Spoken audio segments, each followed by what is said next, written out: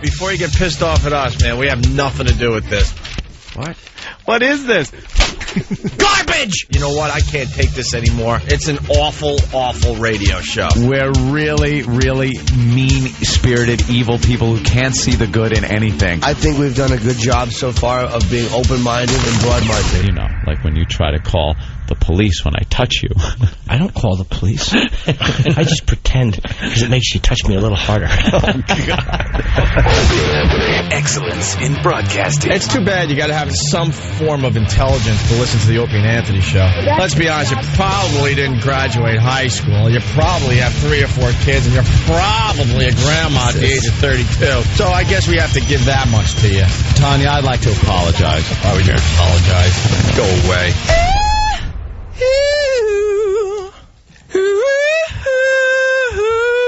Opie. Jail is better than this misery I'm in. Anthony. I just think Nazi, and I can't get it out of my head. Jim Norton. Hilarious! Hilarious, people! You guys ready to laugh? It's gotta be the greatest thing ever. I'd sooner have a water drinking contest. It's the Opie and Anthony show. But enough of this palaver. Let's get the show on the road.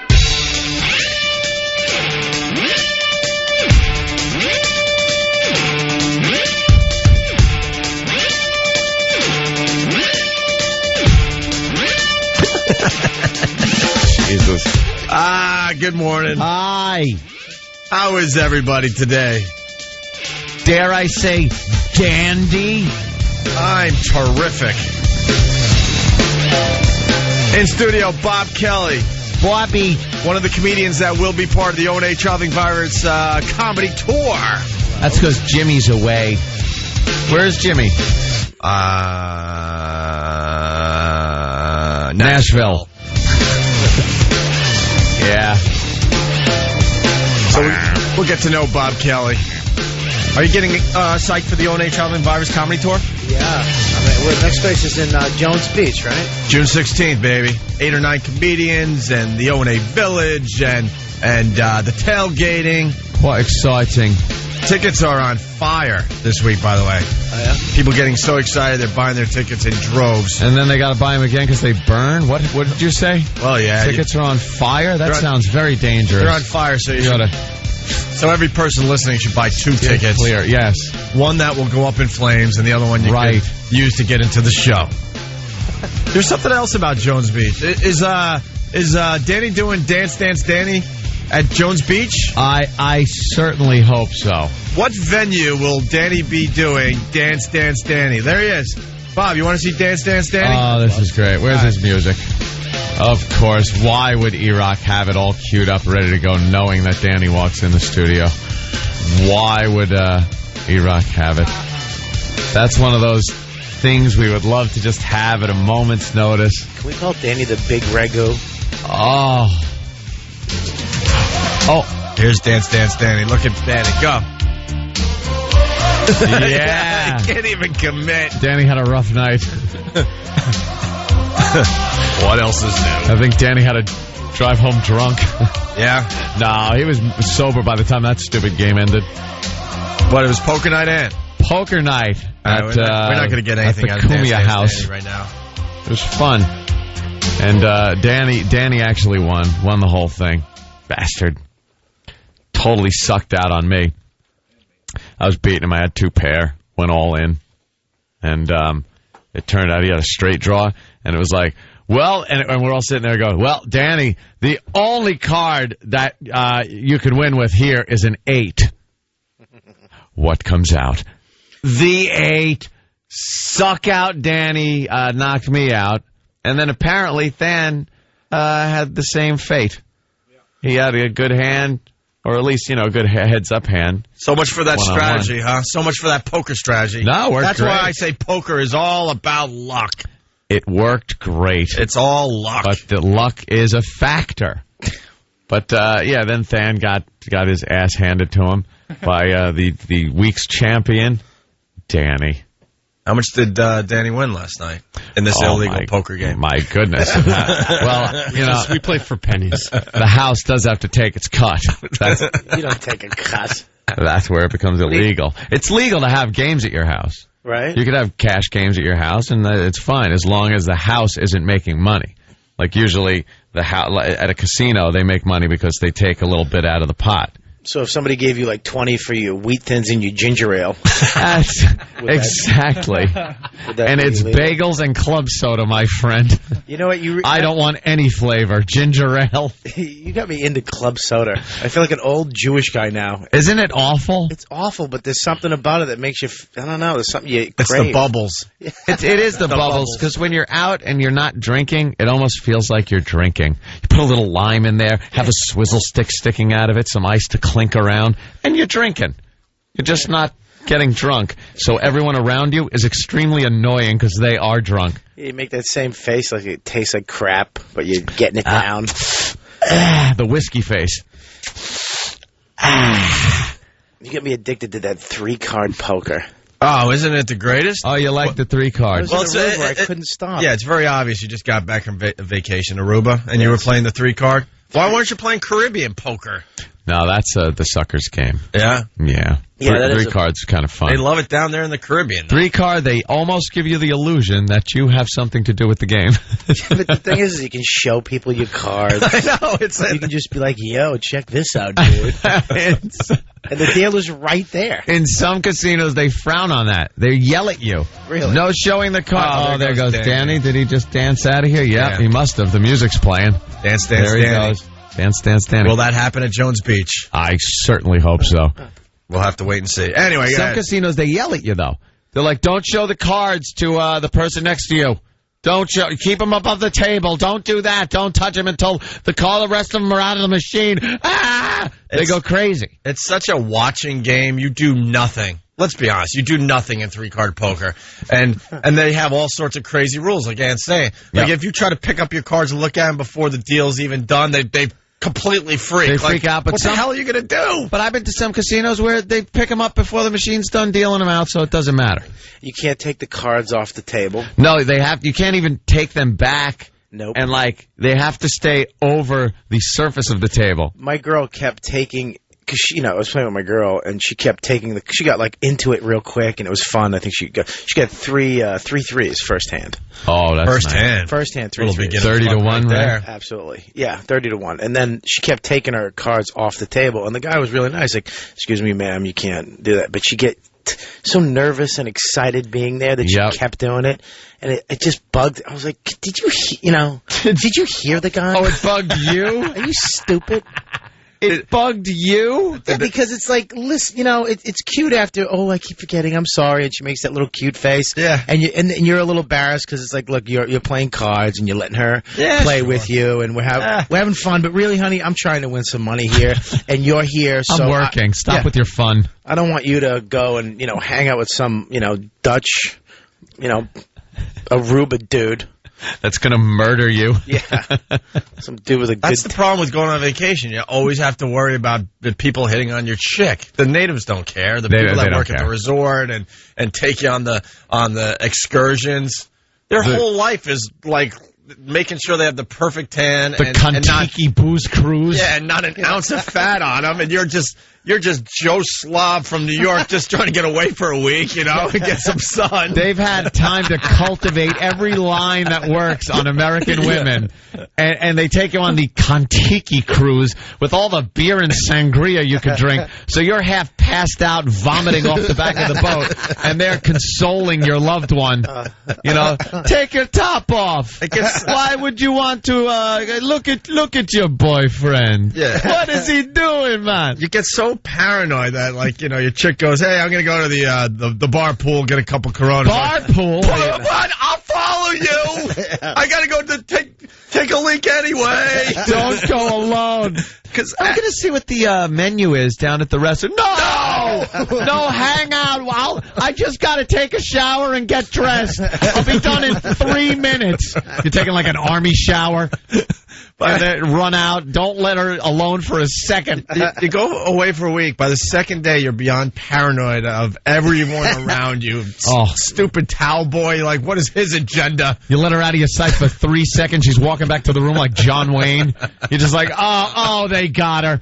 Oh, they got her. The thing is, though, is you'll see her over there talking to this guy, and he's smiling, and they're laughing. Then you go over and ask for, like, a towel, and they he throw it in hates your you. face, right? Yeah, he hates you. It's like, what the hell were you doing with... What was she, funny? Is she great, hilarious? Should she be a comedian? This is what I do for a living. You know what's great? Bob was bummed out that they didn't flirt with him, too. Yeah. What, did you want a little flirt from the towel boy? Yeah, they have no tan lines, you know. No. You know, though, natural. It's also because they're women. No offense, Arubian women or whatever, but most of these women... Then, you know, you bring down one of these American girls that got it together, their nails are painted, their toes are the same color, and their backs don't look like wrestlers. I mean, half of these women, you remember the monster on that used to chase around Bugs Bunny, the shoulder monster? Yeah. They all have that back. What is the shoulder monster again? People. That big shoulder monster. Gossamer. Yeah, thank you. Yeah. See, Ed knows all that. See, you're like me. I would say shoulder monster from Bugs Bunny. He knows the name. Where Bugs did his hair up in curlers that were made of dynamite. Right. And then he lit it, and his hair was peeled back like a banana peel. And then the next scene, he was fine. Yeah. That's how cartoons do that. Yeah, sure. All those women down there are atrocious. Yeah. Yeah, they all have fat ankles hanging over their sneakers. And their flat backs. They look like The Rock from the back. The Rock. The Rock says, you want beads in your hair. No, I don't really. No. Move on. They walk back and forth on the beach and just harass you. Yeah. You cannot just lay there. You have to make... it's the stress... It's supposed to be relaxing, and I'm stressed out laying on the beach make believe you're asleep, honey. Make believe you're asleep. You got to play dead like a bear is coming over to eat you because they're trying to sell you everything. Would you like to buy a shell?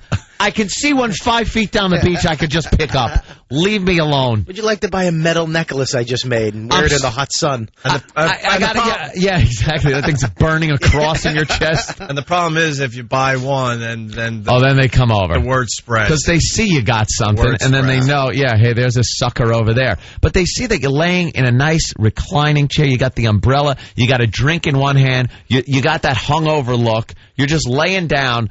And yes, I want to go parasailing. No, I want to lay down. Jet ski, you want a jet ski today? Do I look like I want to? I'm sleeping. Yeah. I'm in bed on the beach. Yeah. Consider me in bed on the beach. Leave me alone. Don't try to sell me something. Yeah, it's awful. You want to go parasailing in like something a guy made in his garage. It's got duct tape on it. He's hooking you up to the duct tape on. She's got a perfectly brand new harness, and yours has rat bites in it. It's okay, man. Don't worry, man. They're zipping you out at 30 miles an hour. Yeah, you gotta like buckle yourself into the thing, but they help your broad to the point like, hey man, what are you doing to her? Yeah, you gotta take your top off to get this on. Is this too tight, man? Let me help you. Yeah, this is called an areola harness. Right. You're sitting there with the apparatus. You don't even know where your leg goes. You got to figure the whole thing out, and he's working it with your chick step by step. It's on her perfectly, and yours is all just like hanging. You got an old World War II chute that was used in like the Normandy invasion. Yeah, and you can't go anywhere on Sundays. I usually stay from like Sunday to Sunday. I'll leave on a Sunday, get there late Sunday afternoon. But Sunday's like the local day. Like at the beach. Yeah. So you'll go to the beach, and there'll be all the locals. And they have this little area that the hotels will give them with coral and sharp rocks. You know what I mean? And then like 2 feet over where the Wyndham is, it's all sand, and they have little fun things to do. Dude, you nailed it. But we went to Atlantis down there in Bahamas, thank you. And as you're driving from the airport, all the locals are in the worst water possible, like you just said, coral, rock formations, awful waves that like are just crashing into the rocks, and you get to the resort and there's not a rock to be seen for the tourists. There's the resort. Everyone's like, woo! Conga lining around the beach. drinking their mixed drinks. It's fantastic. Everyone's having a great time. Oh, they just gotta hate the people that come down on vacation. They look like 5 feet over a barrier that they're not able to cross. Yeah, hot. Everyone's drinking, partying, topless chicks walking around. Yeah, let's go snorkeling, honey. And then, you move over 5 feet on the beach. Yeah.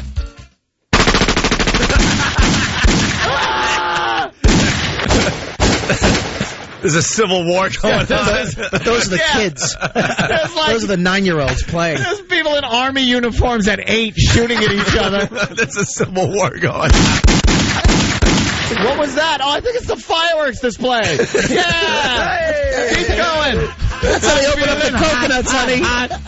Hey, coconut drink over here, please. Coconut drink. What the hell is that sound? Is that machine gun? No. I think it's the golf cart backfiring. That's what it is. It's another round for my friends. Hey, look. We're bowling on the beach. It's fantastic. Little ping we're pong. rich Americans. Yeah. We're Americans. Bowling on the beach. Look at this. Just That's for me. fantastic. Hey, what's happening over there? What is... That's odd. Does that mean it's noon and all banana daiquiris are free? I think that's what it means. Yeah, we're feeling hot. You just pass the locals and they're shooting at each other. Stupid civil war. And then you ask someone at the resort and they're like, don't worry about that. No worries, man. Yeah, it's all good, man. Just don't leave the compound. Right. Oh, damn. You can't leave. No. Especially if you have a pink all-you-can-eat lunch and dinner bracelet on. So you stick out like a sore thumb. Please. Forget about it. If you're walking down the street and you see those packs of wild dogs crossing the street and you're wearing your I'm with Club Med bracelet, it's There's over. dogs, and they're all the same size. I don't think there's a baby dog. It just comes out a grown adult. And they're just walking around, and they have bullet wounds. Yeah, of course. Like they survived a shooting. And they... It's awful. It's just horrible when they have to drive you from the airport to the resort. You're just looking at these places going, where's the resort? Oh, please, where's the resort? Pull me through these nice, beautiful gates. You're just scared. You're white-knuckling it all the way to the resort, and all of a sudden you see the resort in the distance, and it's like,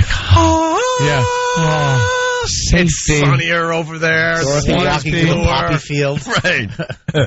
But on the way, man, you see the locals doing their laundry in the same water. It must be this. Just it's the day out at the beach. They're drinking it. They're getting their laundry done as they go swimming and in the rocks and the coral. Yeah, they climb down a side of a wall, a coral wall. It's got to be the same feeling that those poor soldiers in Somalia felt when they finally got their Humvees out of the roads and hit that soccer stadium when they were finally at safety. That's what it feels like when you're driving there. Oh my God! What? There's a war going on. And the taxi driver will tell you that there's a war going on. Yeah, they just turn up the reggae in the taxi a little louder. It's like, don't worry, man. You're almost there. Oh, we'll be doing the electric slide anytime. We're here. Here we are at the resort. Can I get your bags, man? Yeah, thank you. And we're all untrusting. Remember when they came for our bags at the Club Med? They just kind of rushed the van. And I was looking around like, oh, my God, we're dead. And they fling the doors open and grab your baggage and go, don't worry. And they hand you a drink.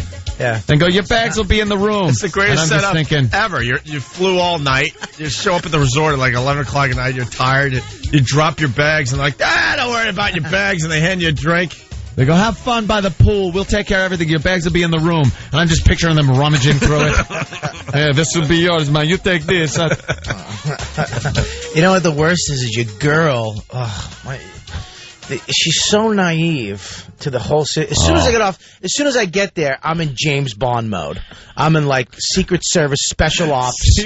I'm standing. I'm not smiling. I'm standing up straighter. I pretend like I have a gun in my back. Like I go outside and I keep touching the back, so they think he has something. He keep touching the back. He's got something in the back. We need to check him out. He might be special ops. You know what I mean? And then you walk out and you don't pick. I don't pick the guy who comes up to me. I go no to the first couple, and I say it sternly, and I look at no. I said no, and then I'll pick my cab guy like he's my cue. Like I'm waiting for this guy. Right. He's your cue. Yeah. Oh, hello, Bobby. Yeah. He's living a This James car is Bond equipped movie. with oil slicks, smoke screen. Right. Thank you. I start making like I start looking around as we're driving, like that over there. That must be where they make the oil for the island. And that's the prison right there. Like I've been here 9 times. I've never been there before. Like you got to watch out on the south thing. Things happen at night. You got to be careful. Like you know everything. Can't we just have fun? And what's your chick doing? Yeah, exactly. Yeah, with one boob hanging out. Right. Oh, I'm sorry, I didn't know. Well, you should know. Can't we just go to that island that the guy said that they pick you up and everybody goes to, and it's a party all day and all night? No, you're not going to come back with your hair braided. Here's the sound that's going in your girl's head. This is all she's hearing. Party time. She's talking to all the guys. So naive, too. Like, did you meet that guy, Jack? He is so nice. Oh, you mean with the tear tattoo? Is that he? Jack? Yeah. The tear tattoo and the 8-pack. Yeah. All he has to do is work out. The genetics these guys have. He runs the trapeze over at Club Med. And he's from France, and he's just the nicest guy. Is he? Really? The best was Aunt's ex. Did some parachuting there. Did some sky? She went skydiving because she got talked into it by a hot dude. So next thing you know, Aunt's wife is walking off with some hot dude to go skydiving. So I'm watching watching the plane. This is so long ago. Aunt doesn't give a crap, but at the time, it's like, I don't care. What the F is this? I see the plane like spiraling upward, getting altitude, and then I see a little dot because it's tandem jumping, which is pretty much it's I'm taking you from behind skydiving. She didn't have any harness. She was held on by someone else. Yeah, no harness necessary, man. Man, don't worry, man. Yes, I won't lose you. She'll be attached to me. Don't worry. Yeah, That's great. right. She was basically sitting on the guy's lap. Yeah, that's how it is. What's that about? And I see this little dot Who would allow that? fall out of the plane. I know why you allowed it, because you didn't care anymore. At that point, but I was hoping to not see a shoot. She's got a G-string on. because they don't. Yeah, because don't need to change. You put jeans on. Just wear your bathing suit. We're jumping. What is it? 15,000 feet. It's very hot in the plane. You might want to shed your clothes. This was Club Med skydiving. You're right. Everyone is in beach wear. It's like they don't tell you to go get a freaking. You're not dressed like the 82nd Airborne. Yeah, exactly. Anytime you see skydiving, they're in suits. They're in jumpsuits, except for your wife. Oh, she's in a G-string. G-string with some guy strapped to her by Cialis.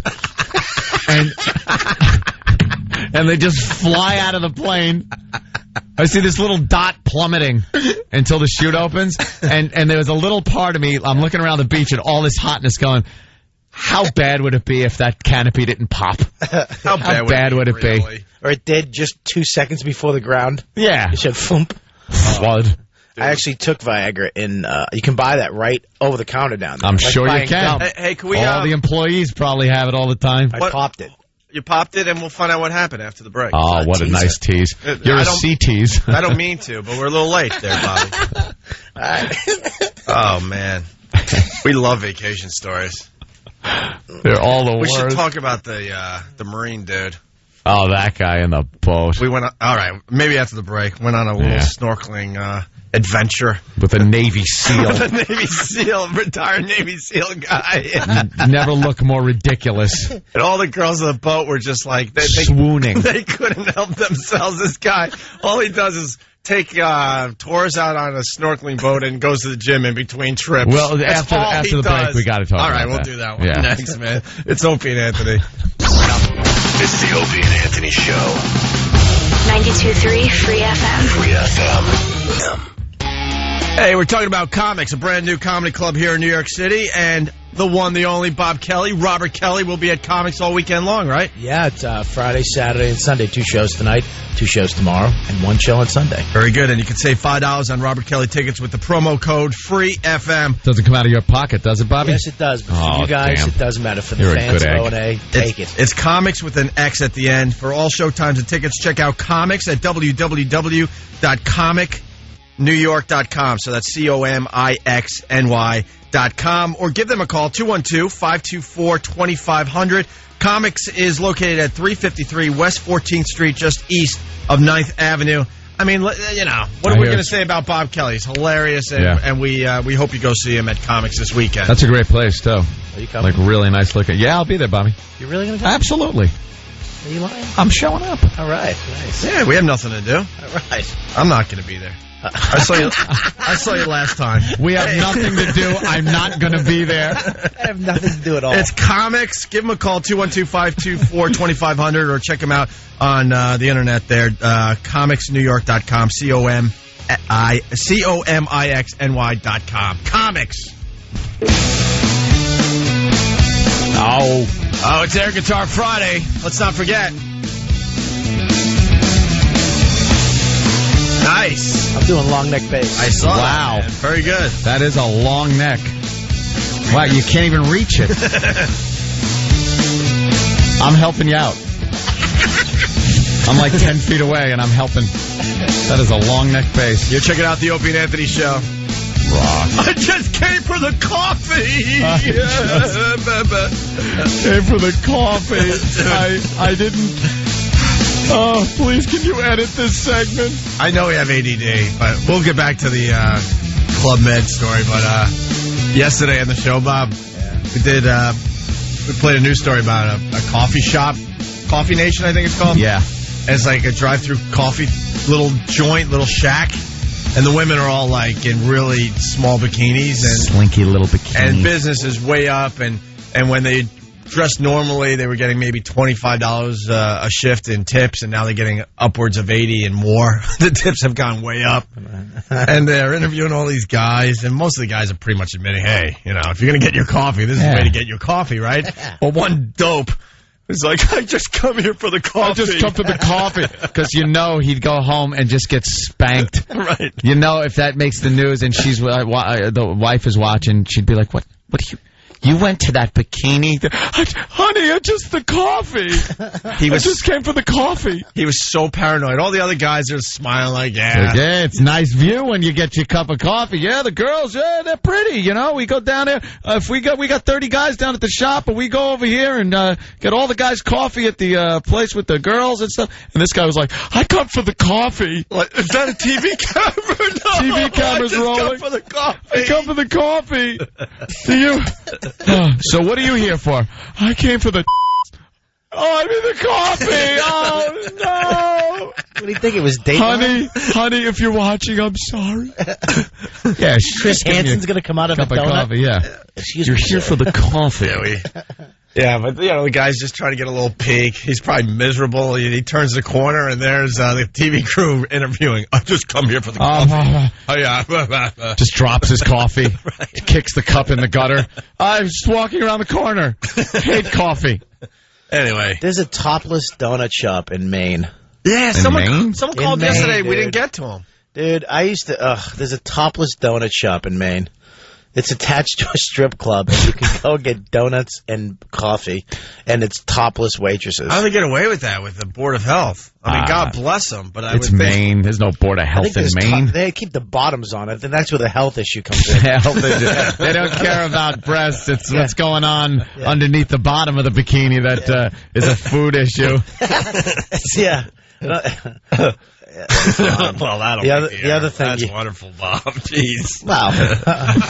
Can you not say breast? You can. You can. Just keep it at that. Stop. All right. Okay. Nice talking to you. It's nice talking to you.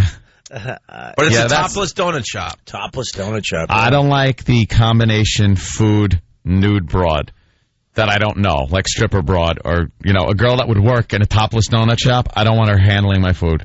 That's like at the strip club when I used to go to a strip club after work when I was actually working for a living, and it was a little place on Jericho Turnpike, and walk in there, and there's big heroes and buffets set out with like ziti, and I'm sitting there, and I'm paying $7 for a beer years ago, and looking at these guys just loading up on food, and they're eating at the bar as the Long Island stripper, the day stripper, which is just the worst shift ever, is walking on the bar. And she's stepping over with the corns on her toes, stepping over your ziti, and they're just shoveling it into their mouths like, yeah, hot. That's hot. She has a cave woman outfit on. A cave woman. Yeah, she has a plastic club and just a hairy bikini. You're sitting there shoveling ziti in your mouth as girls blast from the jukebox, and then she pulls up a little covering on her breast and then goes, "Could you eject this, Bill? Could you eject it? I don't like this one." Why do they have to cover up when they don't like the music and they're waiting for the new song to start? And then a new song will start, Poison will come on, and they'll take the top back off and start dancing around your food again. And then the jukebox slows down, and they cover up immediately. Oh, my God, could someone fix that? Just hit eject, and then she feels compelled to tell the guy in front of her why she doesn't like the song. Yeah. This was me and a boyfriend that used to beat me, used to like this song, and it just reminds me of, okay, back to work. How's your rigatoni? Yeah, is the ziti good? I wish they didn't make it into cream sauce in this place. But that's cool. I'd like to be able to see what's in here. I'd cover my beer. Red sauce, let's be honest. Yeah, really. Hey, frankly, when I went down to Dallas with Jimmy, think of that. When I went down to Dallas with Jimmy, they took us to a strip club. I think it's called the Lodge. It was like a top-of-the-line steak place with naked broads. No, see, I won't with eat like in an with like that. animal heads on the walls and stuff, and then they had a stage, and you had the big like hunting chairs, and you're eating steak, like Commander McBragg. And exactly. There I was, nude broads eating buffalo meat. Dallas is insane because you got that joint, and then everyone goes out. And then after hours, I think there was a strip club. Maybe someone could help me out in the Dallas area. And their big theme was legs and eggs. Because it was time to eat after the bars closed. So everyone went to the strip club that kind of served food, and their big promotion was legs and eggs. My ultimate fear would be eating some of the ziti or one of those big, 10-foot heroes that they would put out, and just getting where you're chewing and they go and have to pick between your teeth and go and just pull out something curly. Like that is one of the biggest fears of eating food anywhere. Right, anywhere. You're right, anywhere. But in that establishment, it's just too free flowing. It's in the air like pollen. I don't need it landing on my food. Legs and eggs, just come out with like a thing of egg whites and just throw it on a guy's face.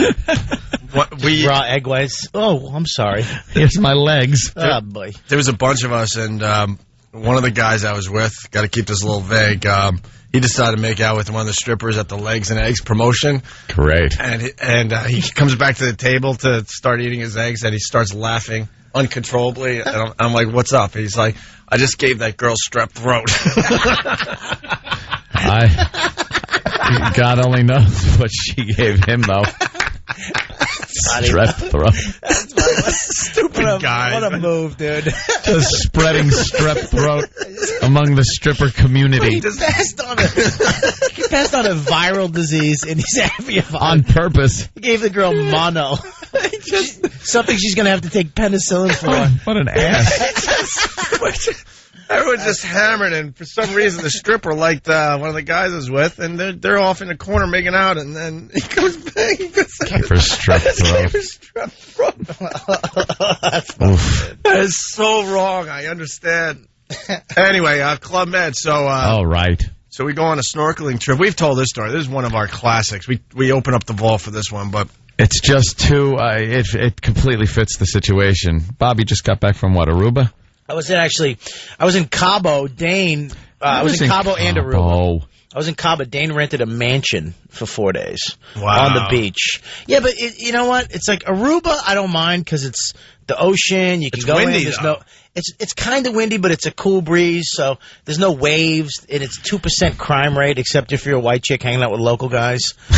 And Mexico, Cabo, it's like you see, a Jeep drive by with cops with machine guns. Yep. And then the waves will kill you because the waves come in 8 foot high and they break and just slam onto the ground, and then they go back out in the ocean. Well, the you problem can't is even get into the ocean. The problem with those waves, they're 8 foot high and they break like a foot off the beach. Yeah, they break right at the. You can't even enter you have the no ocean. cushion if you get hit with these things. Yeah, it's like Armageddon at the end of Armageddon. You know what happens if you do get past the breakers like that, though? Yeah, it sucks you out to sea. It's so deep, the drop-off just goes down over your head. Yeah, when you walk out 3 feet and you're over your head. You can't even sit there and enjoy the waves because you'll get sucked out. Yeah. All of a sudden you look and your feet, you're buried up to your knees in the sand from the suction from the ocean. It is kind of scary. It was ridiculous. All right, hold on. We're all over the place. Jeff in Boston. Jeff, go ahead. Hey, man, that Topless Donut Shop is awesome up there in Portland. Yeah? Portland, Maine? Yeah, it's right off of Exit 8 if you guys are heading up there. I've been to Maine once, and it was Sunday River, where you have to go on a local road for over 100 miles to get to the ridiculous. ski That's resort. no fun at all. I don't like the idea of eating donuts from nude broads. Why? It kind of skeeves me out a little bit. It's not the donuts you got to watch out for. It's that glass of milk you asked for. All right, get out of here. Nice. That came out nice and smooth, didn't it? Didn't it? Nice delivery. Hey, the guy had a great line. All right, so Yeah. Club Med, they take you snorkeling. And, You got to do all the staple things there, and snorkeling's one of them. And so it's a boat filled with couples, and and I were working our asses off. We're as white as could be. We look like veals. We don't have time to work out. I think my whole workout regime started after I got back from that Club Med trip.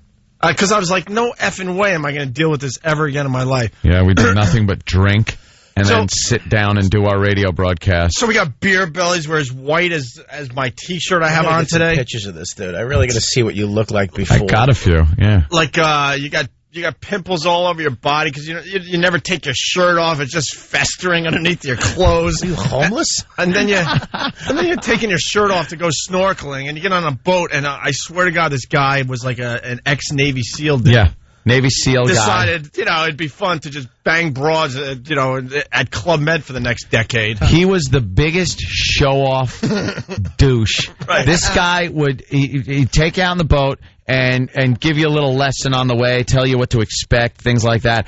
And then on the deck, when you finally get to the location, the reef, he gives you the hand signals on what to do if you're okay, if you're in trouble, you need help, just everything. And he's using these military signals, like the fist on the top of your head. This will mean you are in trouble. Don't wave your arms. I will think you're just saying hello. Like really smart-ass drill sergeant kind of stuff. And it's a snorkeling But trip. he's telling the guys that until the lady's like, you got any trouble, you just give me a look and I'll make sure you're okay. Our flippers, and then you put your mask on and everything smushes in your face, and you put the snorkel in and your lips fog out and you can't walk or see right because your mask is fogged up because you don't know how to clear it right. And this guy at one point, and I'm not kidding you, this happened. At one point, in the middle of talking, he goes, 1 minute, puts a knife in his mouth, jumps overboard. Wait. Please. I know you'll do the story justice. But before that, he has to take his tight surfing shirt off. Oh, yeah. The shirt that the guys wear at the beach if they have a good body, and he just slowly takes it off in front of the girls, and they're all like... Oh, the girls just freak. All you see is like abs, pecs. You're just seeing muscle groups. So he gets up on top. There should be a doctor with a stick pointing at the muscles because it's a perfect example of what a guy should look like. And we're just sloppy, and we're all at the back of fat. the boat. You got hair on your nipples. Yeah, you're just looking at each other going, oh. We're disgusting. So he takes off his surfing shirt, and every girl on the boat loses a little bit, and then he's got the wetsuit shorts on, and nothing else. Wetsuit shorts. He doesn't have flippers on. He doesn't have anything. And he goes. He takes the knife. Sorry. And he gives us all instruction beforehand too. He's telling the guys and addressing the guys just in nasty tone. And he's like, do not touch any of the life forms you will see down there. They are protected, blah, blah, blah. And then out of nowhere he goes, 1 minute, puts a knife in his mouth, does a perfect dive overboard. You barely see a blip in the water. The guy's, and then he disappeared. He went underwater and disappeared. Yeah. So we're just standing there like, what the hell is going on? He pops up and with a huge starfish in his hand. Here is some of the life forms you will see down after he tells us not to touch any. You know, those are stock too. It's probably dead. It has, It has "Welcome to Mexico" on the back Disney of it. Prop. It's animatronics. Yeah, but right after he said don't touch the wildlife, he comes up with this huge starfish. Starfish with a knife. That he dove without a snorkel or a mask. Or he didn't need anything. Just showing off. What was the knife? Just in case he encountered something he had to kill with his bare hands. What, a parrotfish? Parrotfish. And then he's like kind of flexing while everyone's snorkeling and putting on suntan lotion. Oh, and the yeah. girls are, all of a sudden, your chick's not with you anymore. You're like, what the? They're all just staring back at the boat as you're looking at the fishes. They're supposed to be your buddies, you know? Everyone dives with a buddy. Me and Opie were buddies. Yeah, absolutely. The chicks were on this guy like, you know those pilot fish that follow sharks? Yeah. That's what they were like on this guy. Dude, following him. I could add to the story, too. This goes back to 97? Yeah. Probably 10 years ago, 9 years ago. And I knew my relationship at the time was, you know, we were definitely in trouble, and unfortunately it took way too many years to finally acknowledge that.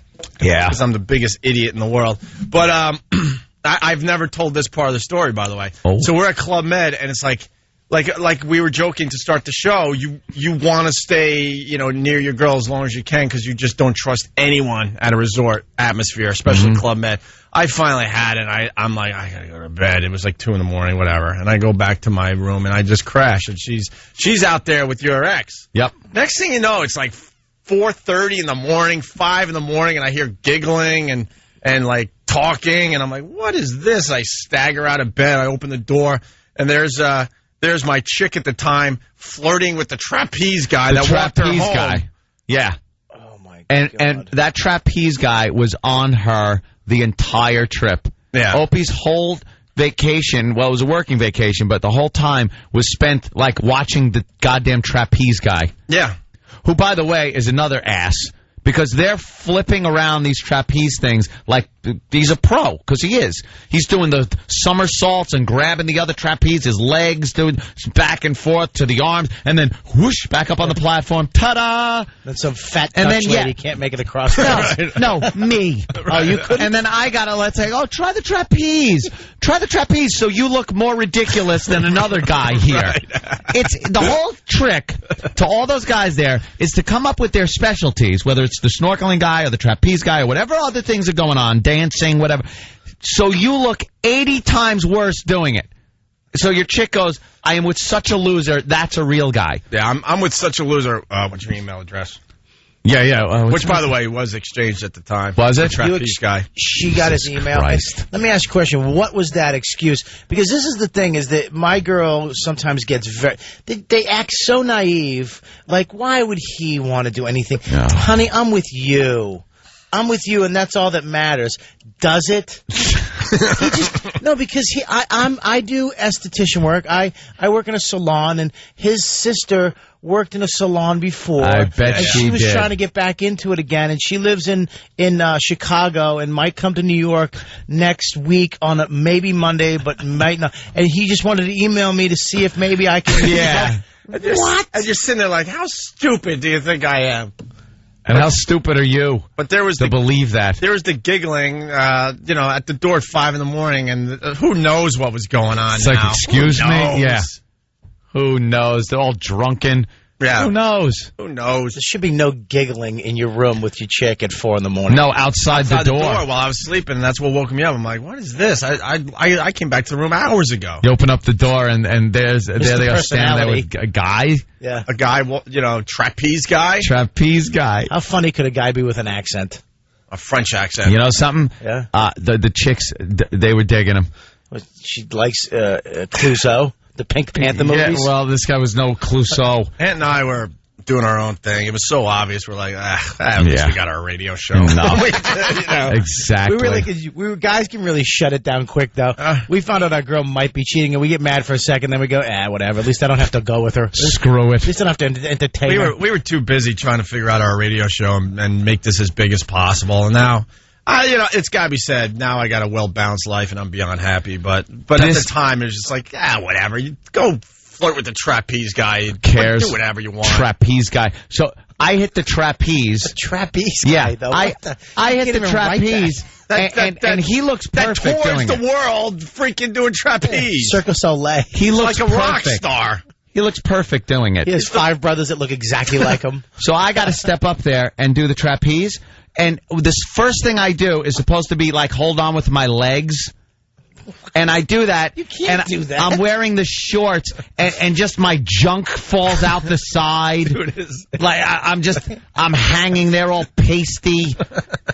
I can't make the trapeze move, so I just got to fall into the net. You have your jock strap on. Oh, no, I didn't. No, it's just junk is falling out because I'm upside down. Bubble gums. Oh yeah, just Turkish taffy. He's swinging haphazardly a few times with this look of help me. And then I got to fall in the net. He's got to tell me how to fall so I don't break my neck. And then next up is Aunt Zach's, and it's like, well, let me show you. I'll help you. I'll walk up this tiny ladder with you. Yeah. Oh, just a mess. Sit on the top of my head. I'll push you up the ladder. Exactly. Don't go to those places. Jesus.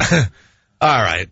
Watch him like a hawk. Bob Kelly's here. He's playing comics tonight in New York City. Yeah, comics tonight. COMIX. The address for comics? The address is 353 West 14th Street, 212-524-2500. Bob Kelly's hilarious, and he's also going to be part of the O&A Traveling Virus Comedy Tour that we're getting very excited about. All right. Yeah. We're going to get into some other things. I'm trying to... I guess we did Navy SEAL guy justice. Yeah, he was... there's no doing him justice, by the way. He was just all man and made every guy on that boat look like a piece of crap wimp. I went snorkeling. You can get the fish food, and it comes in a package, and it's round and long. Let's just put it that way. Yeah, it's around maybe 10 inches long, and it's round, and it's around like an inch or maybe an inch and a half circle. Sure. And I put it in my shorts.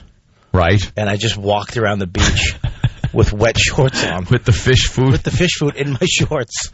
Dude. And nobody said anything. But the women, can I tell you the reaction from all the women would be talking and then they'd be looking.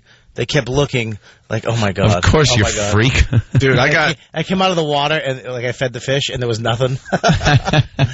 Lindsay and I went to Atlantis down there in the Bahamas. I've been there. You like that? We loved it there. The man-made lagoon where you could just do a little snorkeling, right? Did you do that? Yeah, inside before you get to the real beach. I know where it is. It's a man-made lagoon, and it's cool to just kill an hour while you're laying on the man-made beach instead of the real beach, which is behind you. Right. I liked it a lot, actually, and we liked it a lot. And so we're just snorkeling around the man-made lagoon. No big deal, but just having a good time. And they have these little yellow bastards, fish. They're probably, what is that, inch and a half? Yeah. Inch and a half tops. And these bastards will attack you. I'm getting attacked by a school of tiny little yellow fish. Isn't that frightening? Just nipping at you. When you're in the water, though, they look like they're 8 feet long. Yeah, you're looking through the mass. And you look, and it's like an inch. It's a guppy, and you're swimming away like it's a shark. Just about every fish is scared of you. They will not. They're not going to go after you. They're not going to be aggressive. Even sharks, for the most part, will go the other way if they see you. But these little yellow bastards would not leave me alone. Just pecking. And I got out of the lagoon like I had chicken pox. They bit you? Yes, they were biting me. That's great. Just little nips. Just enough to be annoying. If somebody dropped in a couple piranha. Just one of the locals threw in a couple baby piranha just to mess with somebody. I don't know what it was, but pieces. I would love to know what fish was just bothering the hell out of me. And I couldn't get away from them. They kept following me and just like this, just nipping at me and biting me. And she was going, relax, it's just a fish. And the fish only attacked me for some reason. They weren't attacking her. Yeah, I just want to look at the fish. I don't want them coming really close to me. but it's their turf. You do this thing where you go down and you jump. It's a scooter, and you put the thing over your head, and they give you fish food, and you shake it. I've seen that death trap. Yeah, like a billion. It's like a moped, like 20 feet down. Yeah. But they give you a bucket full of dog food, which is fish food, and you shake it. But they don't tell you that, you know, these confident fish with good personalities and high self-esteem come out, like a million of them just surround you. Dude, because they've been training the fish that they know inside their little tiny fish brain at 2 o'clock every afternoon, the dopey fat tourists are coming along to come with the dog food. Yeah, and they tell their friends. Yeah, and it's all, you're like, wow, oh my God, please, no, just don't. Feeling very claustrophobic. You shake it as fast as you can to get all this stupid food out.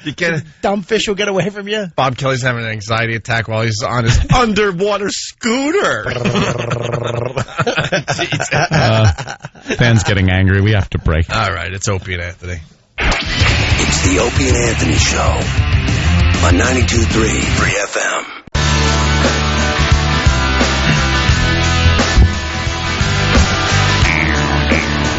Here, check it out, the Opie and Anthony Show. Excuse me. By the way, our phone number is 1-866-313-FREE. That's 1-866-313-FREE. Call in now and be part of the Opie and Anthony Show. Shrek 3 getting only 45% good reviews on Rotten Tomatoes.com. Is that franchise done? They were trying to say it's the best Shrek yet, but now that a lot of the reviewers have seen the movie, they're like, 45% good ratings. We go to Rotten Tomatoes for our movie reviews, Bob. Because what they do is they take all the reviews from all the major papers and sources and then give you one basic review. What's up? I don't know. They were doing the beach story on the news, and they were just showing girls adjusting their bikinis, rubbing on some sunblock. And that whole look at that fatty. The beach footage. You see the fatty with the tea bag? Yeah. I love when the beach is open and the news is down there and they get the first real nice day and they send the camera crews down and they just show the hottest chicks ever on the beach, and then somebody's got to walk in front of the camera to just ruin the image. What's a tea bag?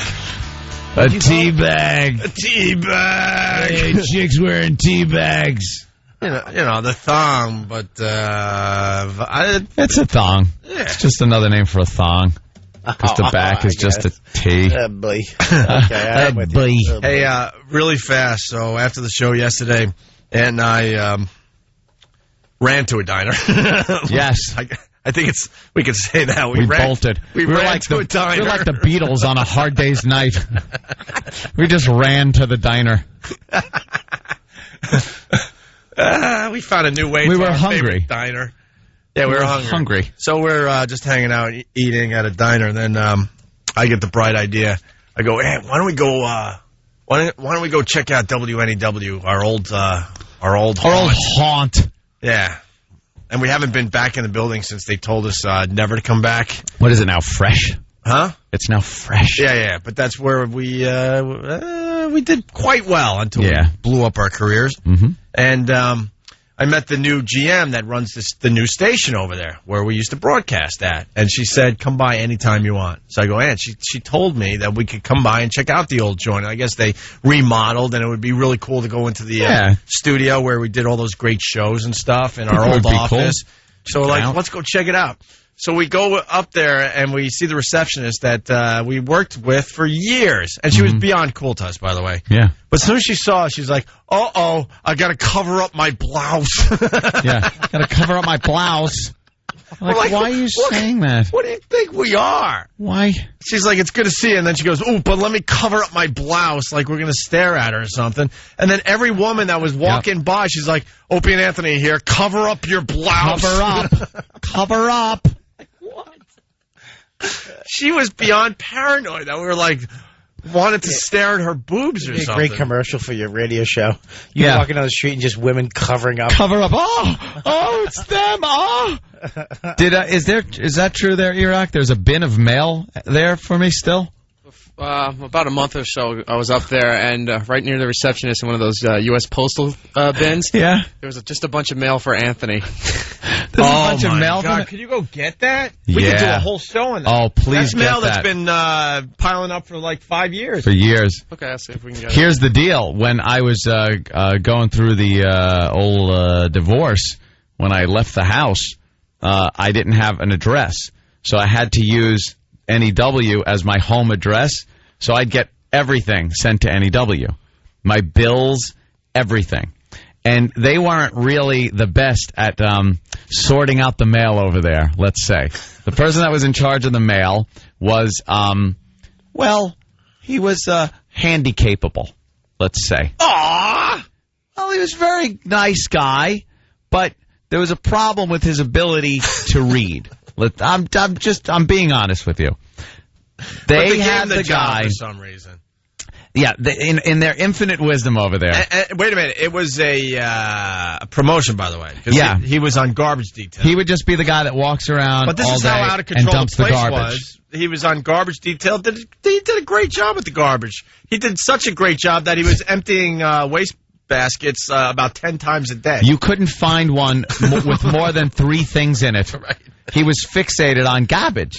He would say that. He goes, I gotta get the garbage. Gotta get the garbage. Isn't Christopher Walken? Garbage. Gotta get the garbage. We would be in our office, and he would just be constantly in there emptying our It's like, pails. didn't he just empty that? It's like, just leave him alone. And I think he would hear the noise of this from down the hall and come running. Garbage? Garbage? Garbage? You need the garbage? Because I take out the garbage. And I'm like, okay, you take out the garbage. We understand. And let's make it perfectly clear. We were very, very, very cool to this guy. He the loved guy was us. fine. He was great. Wait, I know we're going off on many tangents, and I got to just add this. I got the bright idea. I'm like, he really, really likes us a lot, and I think it would be nice if I took him out to lunch. Oh, you idiot. Why would you do that? And so I took him to the Brooklyn Diner for lunch. I don't know. I was feeling nice for once, and I said, hey, why don't you come have lunch with me? And he was so excited. He told the whole office, Opie's taking me to lunch. I'm going to lunch with Opie. After the garbage. Was he Gollum? And he's a special kind of guy, let's just say. But this has to be said because it's very important to the story. He was handy capable, but he didn't look handy capable. No. And he didn't have a long tongue. No, it was just a regular guy. But he was handy capable. But if you saw him on the street, you would think nothing of it. His eyes weren't too close. And the only reason I'm saying this is because it's important to the story. So I say, hey, you want to get some lunch? And he was so excited, told the whole office. Blah, blah. So he looked regular. His lips weren't chapped. Just keep it at that. Okay. Yeah, he was. If you walked up to him, you wouldn't think twice about asking him for directions. Right. That's how I judge people. Okay. Like I wouldn't think twice about walking up to him and asking for directions and thinking I'm going to get directions. Right. Okay. And sometimes people throw you for a loop. You go, excuse me, how do you get down to 43rd? And then someone will go. And you go, okay, thank you. I'm moving on. I'll just ask somebody else. Do you have any mud? No, I have no mud. I like mud. Okay, get some mud. I have to go. Yeah. I'm going to ask somebody else for directions. I lived with 6 handy-capable. Is that how you say it? Handy-capable? Of course you do. I lived with 6 of them, but a couple of them, I know what you're saying. They look like you're just a grandfather or somebody, whatever. Yeah. So I take him to the Brooklyn Diner for lunch. And then we'll get back to the mail story. And I'm sitting there ordering, like, whatever I was ordering. And I notice, like, I'm looking down at the menu, and I look up because there's nothing happening across the table from me. And he's staring at every woman's boobs in the Brooklyn Diner. Oh, right. And I'm like, oh, my God. Oh, my God. And they have no idea that he's handy-capable. Yeah. And he is fixated on boobs. I had no idea. He just loved and the women's waitress, boobs. The waitress comes over, and I'm like, oh, great. She was well endowed on top of it. And I'm like, oh, my God. He is just staring at her boobs uncomfortably and not ordering food. And I'm like, I'm having an anxiety attack. You had to get the waitress from the Russ Meyer movie. Right. A buxotic waitress. And every girl that walked by, and they're there on, whatever dates or whatever, because it's a tourist place, so they're with their dudes or whatever. 2 helpings of nutrition. A double dose. And just every girl going by, he's just like he's almost breaking his neck. He's turning and looking at every girl's boobs in the joint, and I'm like, oh my God, I'm gonna get killed. At least be cool about it. Yeah. You got to know when to take a peek, right? But he made it so obvious, and the waitress is getting annoyed, and I'm like, what? I didn't know what to do. You know what it is that, and I didn't know this either. When I moved in I live with 6, whatever guys, handicap or whatever you call them, and I think they call them MR patients, right? Yeah, that's what they called them when I was there. Oh. And she told me, now listen, their sexuality is the same as you. Better not be the same as you. No, like I thought that they didn't. But they have the same sex drive as me. Yeah, of course. I would bring girls over, and they would come up, and they would use their, them being retarded, hey. Oh no. Oh yeah, he'd wink at me too, like, what's up, man? How you doing? How you doing? What's going on? Was he playing it off? Oh, yeah, dude. He'd grab, hello, and they'd grab it. She'd be like, okay, it's okay. He can do it. So, it's okay. It's like Nicholson in Cuckoo's Nest. And just give me a nice wink. What's up, Bob? How you doing? So getting back to Dan. So I took him to lunch, and it was brutal. I never ate faster. He was barely touched his food. I'm like, just take it to go. Go get it to go. And then I finally breathed when we got out of there. I'm like, oh, my God, I had no idea. But anyway, so he was in charge of garbage detail. Al Dukes, who's the dump guy down the hall, he's reminding us, he goes, he once threw Scott Farrell's birthday cake in the garbage before they even cut it. Yeah. He was so fixated on throwing things out. And emptying garbage pails. Yeah. That things got thrown out before we could even He would throw his away parents everything. kept trying to do to him. Well, they were just another great thing that he did was they had a bunch of TVs that were coming up to give away. One of the stations was going to give away. And they brought up the freight elevator, and it was his responsibility to go downstairs to the freight elevator and bring these upstairs. Right. By the time he got downstairs and upstairs, like 3 guys had talked him out of 3 televisions. They were like, hey, what are those? Oh, TV sets. Oh, yeah, could I have one? Yeah, the prizes, sure, have one. And he gave away Why is this 3 guy TVs not on the here now? elevator. Why, when you got hired again, did you not find him and bring him back Guy's as classic. a producer of the show? I believe that he finally retired, and they had a nice little send-off for the guy. Going away we all, honestly, we all protected the guy. It sounds like a blast. We liked him a lot, and so they wanted to give him more responsibility, make him feel good. And Carol Miller was really cool. She helped him.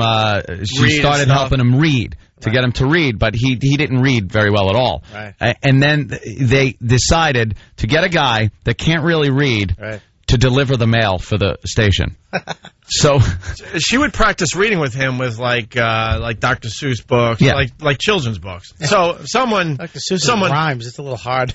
Someone decided that this was good enough to give him more responsibility, which was deliver the mail, to sort the mail. So we had, in business, a place of business, they got those little boxes on the wall made out of wood, the little shelves in cross sections, and it's a little cubby that has your name tag on the bottom, and everyone's mail goes in there. It was like he just put an M80 in the mailbag, let it blow off, and whatever flew into those boxes, that was your mail. Sometimes you wouldn't get it at all. Sometimes you're getting other people's paychecks. I remember going home, just grabbing it, putting it in my pocket, going home and go, oh, I have someone else's paycheck here. This is fantastic. And this won't even get me lunch. I just made $7.80 an hour. This is fantastic. Yeah, I have the board ops friggin', over the weekend guy. Right. I have his check, and he's probably got mine, and he's tying one on somewhere. He just bought a plasma. Right. But they gave him the responsibility of delivering the mail, and all our mail was screwed up every day. You would get mail for everybody else except yourself in your mailbox. And the trouble was, back to what I was saying, I was going through the divorce to have an address, so I used that as my home address, and I had bills coming in. I was never so screwed and behind and just lost, having things shut off, and my credit cards getting, I had to pay late fees on them, because they would just disappear or end up in someone else's box. I would just look and throw it away. Delivering the goddamn mail. The mail, I throw in the garbage. No, mail, garbage, 2 different things. It's not the same job. Remember the what was it? The mic flags. They were so proud that finally, because when me and Opie got the job there, we started getting a lot of press and publicity for the station. So they decided, because a lot of camera crews were coming in, finally to put mic flags. You know, the things on the microphones that actually say the call letters of the station. Right. So to get those and put them on the microphones. They show up in a big box. He puts them like we were playing Mike Flag hide and seek. He, like on purpose, he put these in a place no one would ever look. They were in a mechanical closet, which is the closet that holds the air conditioning units, behind the air conditioning unit. And just stayed there for months and months until someone accidentally found them. And we would ask him, like, when did the mic flags come in? Oh, no. I don't know what mic flag? Garbage? Sounds like a Fraggle. Oh, dude, it's got to be said. It's time to write our book. It's time. Absolutely. It's time because the behind-the-scenes stuff that happened at all these stations is just ridiculous. It's just a lot of Was funny this guy stuff an old going on. guy or a young guy? Oh yeah. Yeah, he wasn't a kid, that's for sure. He's probably in his early 50s. Yeah, would you put him that old?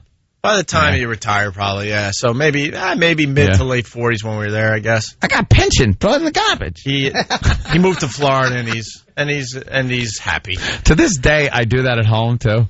Me and my chick, like if I'm open up the garbage thing and I have to take it out of the pail, I go garbage. It's a catchphrase. Just think Rain Man, but it's all about garbage. Yeah, all about garbage. That's exactly what was going on. No Wapner, no Kmart, none. It's all just garbage. And I guess other people took him to lunch around the joint, and I figured, all right. I took everyone else to lunch here. All right, let's go to lunch. Did you go by yourself, just you and him? Yeah, just downstairs. It's like a date. But you know what? All the salespeople really took him under their wings and really took care of him and just treated him like a superstar. Superstar. That's what his nickname was. Call him Superstar. And he would tell everyone, I'm Superstar. I don't want to say his real name, but yeah. Superstar and then his name. Superstar has to take garbage. Right. Go there, Superstar. Put a bag in that one, please. And all the salespeople, the general manager, they all came up to me like, hey, a Superstar is telling everyone you're taking them to lunch today. I think that's really nice and all. I'm like, yeah, whatever, but none of them would let me know that he's fixated with boobs and would just openly stare. Like, why don't you give me that little knowledge? Because maybe I could get a booth in the corner facing a window or something. Time and a place for that. Did you have a booth in the kitchen facing the grill? Yeah, he was Rain Man into garbage and God bless him boobs. Boobs. All about the boobs. So anyway, we would try to go to the old joint yesterday, but the lady I know wasn't there, so we didn't want to really push it. But this receptionist is just telling all the women, cover up your blouses. Opie and Anthony are here. And then some girl came up from downstairs. Yeah. And she looked at us and just kind of started laughing. And I went, what are you laughing at? She's laughing hard. She goes, nothing. And just keeps walking. And kept walking. This is our lives. It's hysterical. This is our lives. I don't know. We're characters. What am I going to say? People just look at us and laugh at us openly. That makes me feel good about myself. We can just be pointed at and laughed at like jesters. Me and you, Anthony be like, what are you going to do? People laugh. I go, what are you laughing at? I'll punch you in the face. Did somebody say something in the elevator before you came down here? Just Who laugh. said something? Have a good goddamn laugh. I wish I had your attitude. Yeah, well. I'm going to wind up stabbing somebody in the heart because they laughed at me. I just got done listening to your CD as they're pulling a pencil out of their heart. Wait a minute, I'm supposed to laugh at this. All right, hey, let's had our little trip down memory lane. That was fun. Don't forget about the O&A Traveling Virus Comedy Tour. Bob Kelly in studio. He's one of the many comedians helping us out, and we can't wait. The next date is June 16th at Jones Beach. Jones Beach, June 16th, and we're really extra excited about this. I'll tell you why, because Anthony and I are from Long Island. Everyone knows that. And we love our Long Island roots. And we haven't done a gig on Long Island in really, really long time. That lineup, Bob, is yourself, Bob Saget, Frank Caliendo, Jim Norton, Louis C.K., Otto and George, Patrice O'Neill, Rich Voss, and Stephen Lynch. Nice. Tickets going fast through Ticketmaster.com. And you can get all the info on what website there, E-Rock? MySpace.com/virus tour. Virus tour on MySpace. You could get you could get all the dates, all the lineups, rock, and all the ticket info. MySpace.com/virus tour to find out if we're coming to your city or not. Know what's doing really well too? Washington D.C. The ticket sales for Washington D.C. very impressive. Actually beating out a few places, like beating out Camden. Wow. Yeah. Who saw that coming? But Jones, Washington, D.C., very excited that we're bringing the tour there. Jones Beach is like 87,000 people, right? Nah, it's a big... 162,000 it holds. 162,000? It's a big venue. I think it's like 20,000. It could be... I don't think we're going to get that 300,000, I think it holds. 300,000, if you count all the people that could be in boats in the water. Yeah. So it's around 300,000 will be at the show? Yeah, 300,000. Like the people that rip off the concerts and take their boats behind so they could kind of listen and maybe watch a little from the side in their boat. It's right on the water. It's we should get a paint gun for all those people. Lob a few shots over. We should just stain their boat. Is that the date that Larry the Cable Guy is going to show up at? Who knows? We had Larry the Cable Guy sitting right on that couch, Bob, and look at Bob's eyes got really big. Yeah, Bob understands the power of Larry the Cable Guy. He sells out arenas all over America. You could go that way. You can go the other way, too, but you can go that way. Wait, what? What you can go that way, he says. What were you going to say? You can say whatever you want. I don't know. Goddamn. You just say what you're going to say. Oh, okay. You could go that way, or... Larry, Larry said it. He goes, if I'm close to one of these dates, I will do a set for free for you guys. Oh, he said it. That's basically a no. Shh. We're trying to help out tickets. Oh, seriously. He's showing up? That's great. I heard Foxworthy's coming with him, though. Rumor has Larry the Cable Guy said he would do a set for us. Really? Because we've been very good to him over the years. Well, dude, he does make around 40,000 a night, so why not stopping down? I heard it's way more than that. It's like 300,000, right? I heard like 200. 700 million? Something like that. Like 200, I heard. 200 million?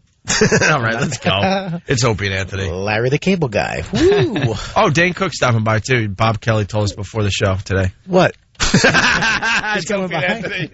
No, doing one of our dates. The Opie and Anthony Show on 92.3 Free FM. Hey. How you guys doing? Anthony.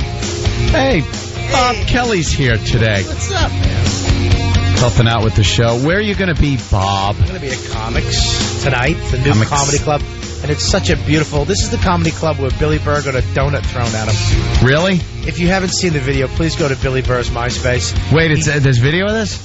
They serve donut holes at this place. It's a very fancy... It's a very nice comedy club, and they serve sugared donut holes. That's kind of nice. With 3 dipping sauces. Chocolate, raspberry, and vanilla. Uh-huh. And, yeah, that is a dumb thing to serve at a comedy club. Looks Something like, so throwable. Looks like you tried them all there, Bob. You can't help yourself. You're fat.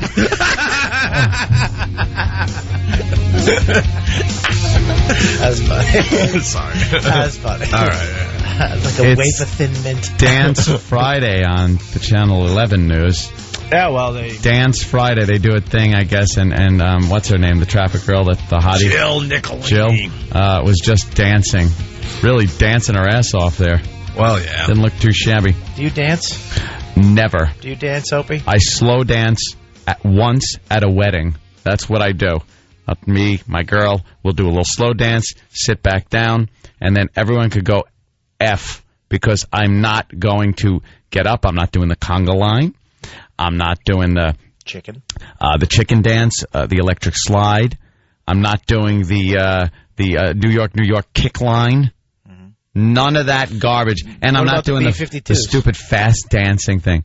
B-52s comes on Rock Lobster, you don't hit the ground? No, I don't hit the ground. Slow dance, that's it. One slow dance, sit back down, and drink. I used to dance at I don't dance anymore, but when I first got sober, around 23 years ago. Jeez, that long. I know, right? What is wrong with you guys? We hang out with guys. The comics. We hang out with comics that got sober at 17 and 18 years old. All couldn't take their booze.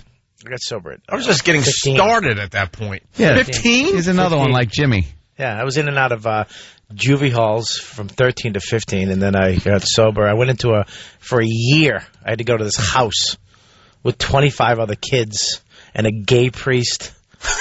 How did you?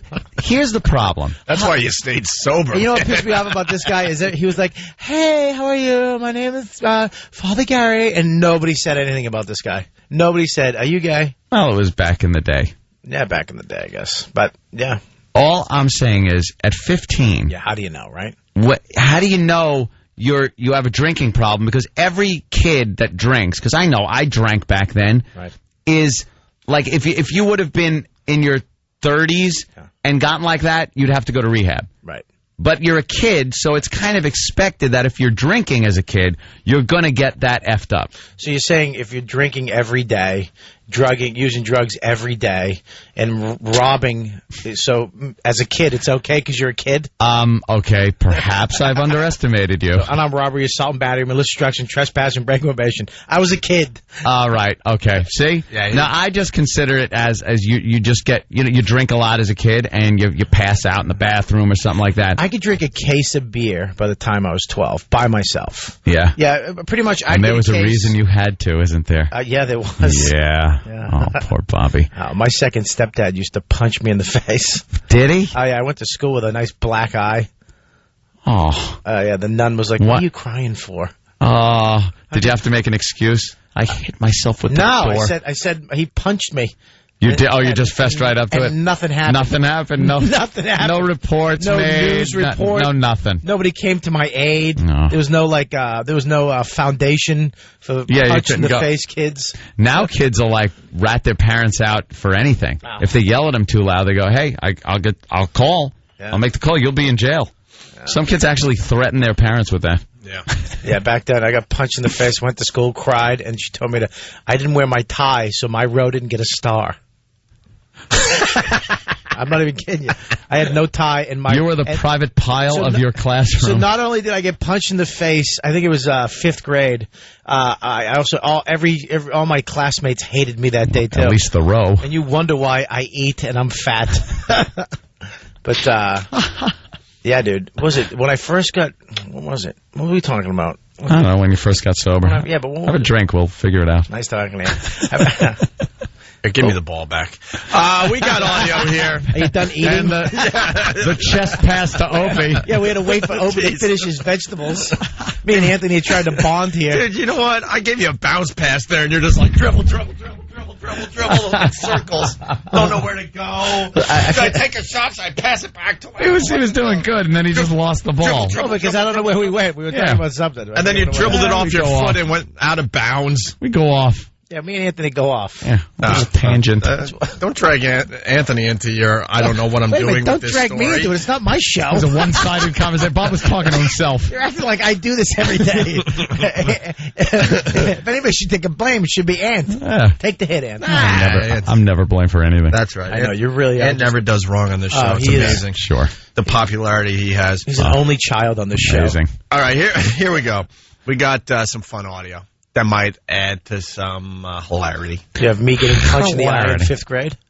Yeah, that was good. Nice. Oh, the video of Bobby, not Bobby, what am I saying? I don't know. Bill Burr getting a donut thrown at him.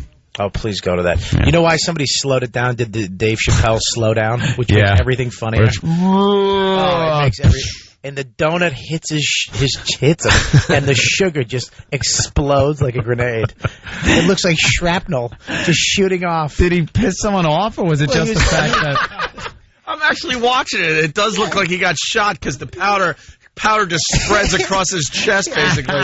Or his arm. Whatever, yeah, the side of his body. It was a corporate, they invited this company down, and Billy went out there doing his act, and they didn't like him. They said something. So Billy went off on one of his tangents about, oh, really? So this is what you dreamed of doing. One day I'm going to have a cube. I can't wait to have a stapler someday. Just trashing not only the career, but their life choices. Yep. Yeah. And the guy, obviously you see a donut flying through the air and just smashes something. Hit a little too close to home. It's great. We're watching it right now. It's on Bill Burr's MySpace account, obviously /Bill Burr. Yeah, you can actually go to myspace.com/Robert Kelly Live, too, to get to it. No, you can't. Oh, you're right. He's not on my MySpace. It's about Bill Burr right now. Yeah, go to Bill Burr's MySpace, which is Bill Burr, one word, and you can check out him getting hit by a donut in slow motion. It's very, very funny.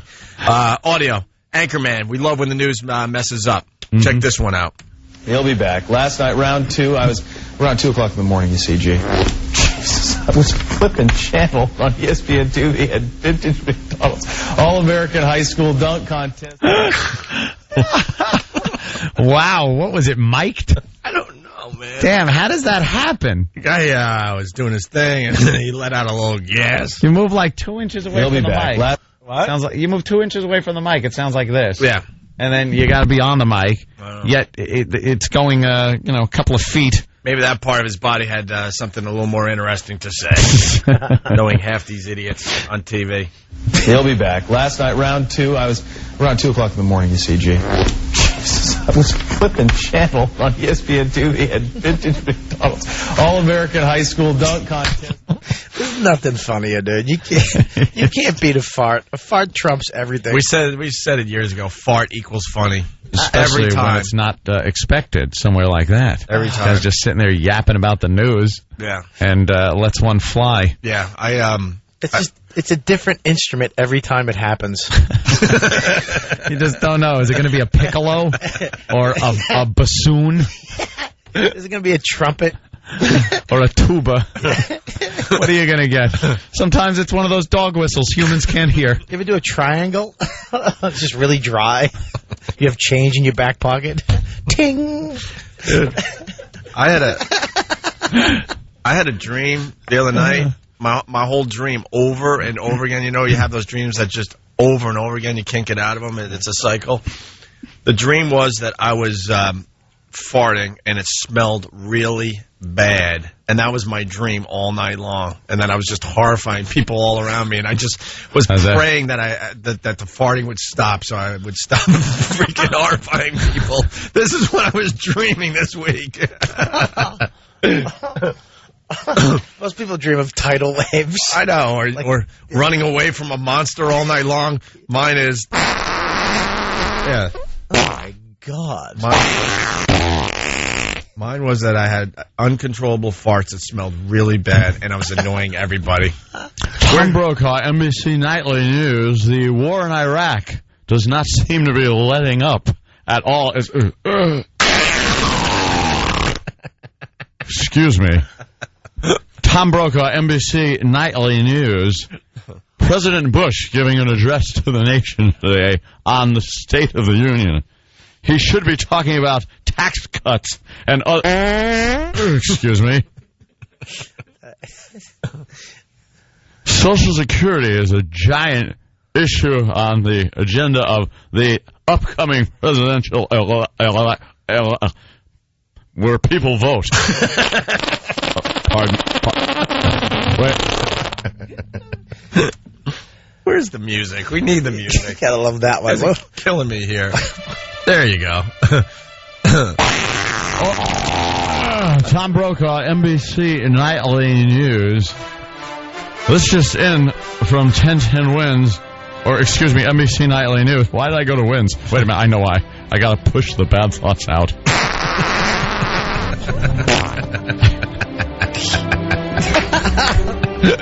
NBC Nightly News with Tom Brokaw. President Bush under fire for his Iraq policy. It seems that Congress will not give him the funds.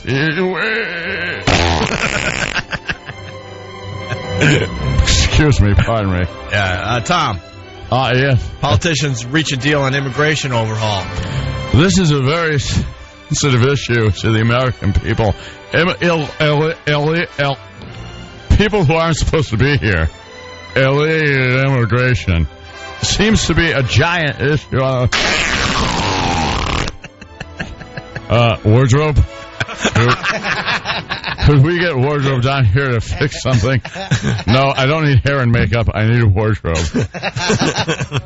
What about the 8-year-old girl that found marijuana in her Happy Meal there, Tom? Unbelievable story of an 8-year-old girl who found marijuana in her pot in her Happy Meal. And we take you now. No, you don't want to come in here. Please stay away. I thought I could do a one-cheek sneak. Didn't quite work.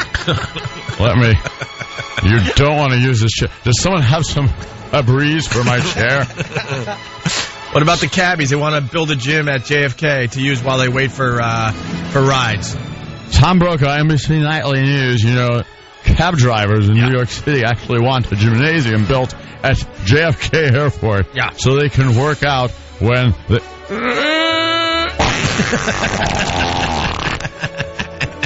Something tells me it could smell a lot like this studio. Well, yeah. Well, yeah. Why is the cameraman fleeing? Why is the teleprompter froze? What about the herpes might protect you from the bubonic plague there, Tom? What is this, the 1400s? Herpes could be a protection from the bubonic plague. The rat disease. Pardon. Excuse. Sorry. Pardon me. Sorry. Excuse me. Tom Brokaw, NBC Nightly News.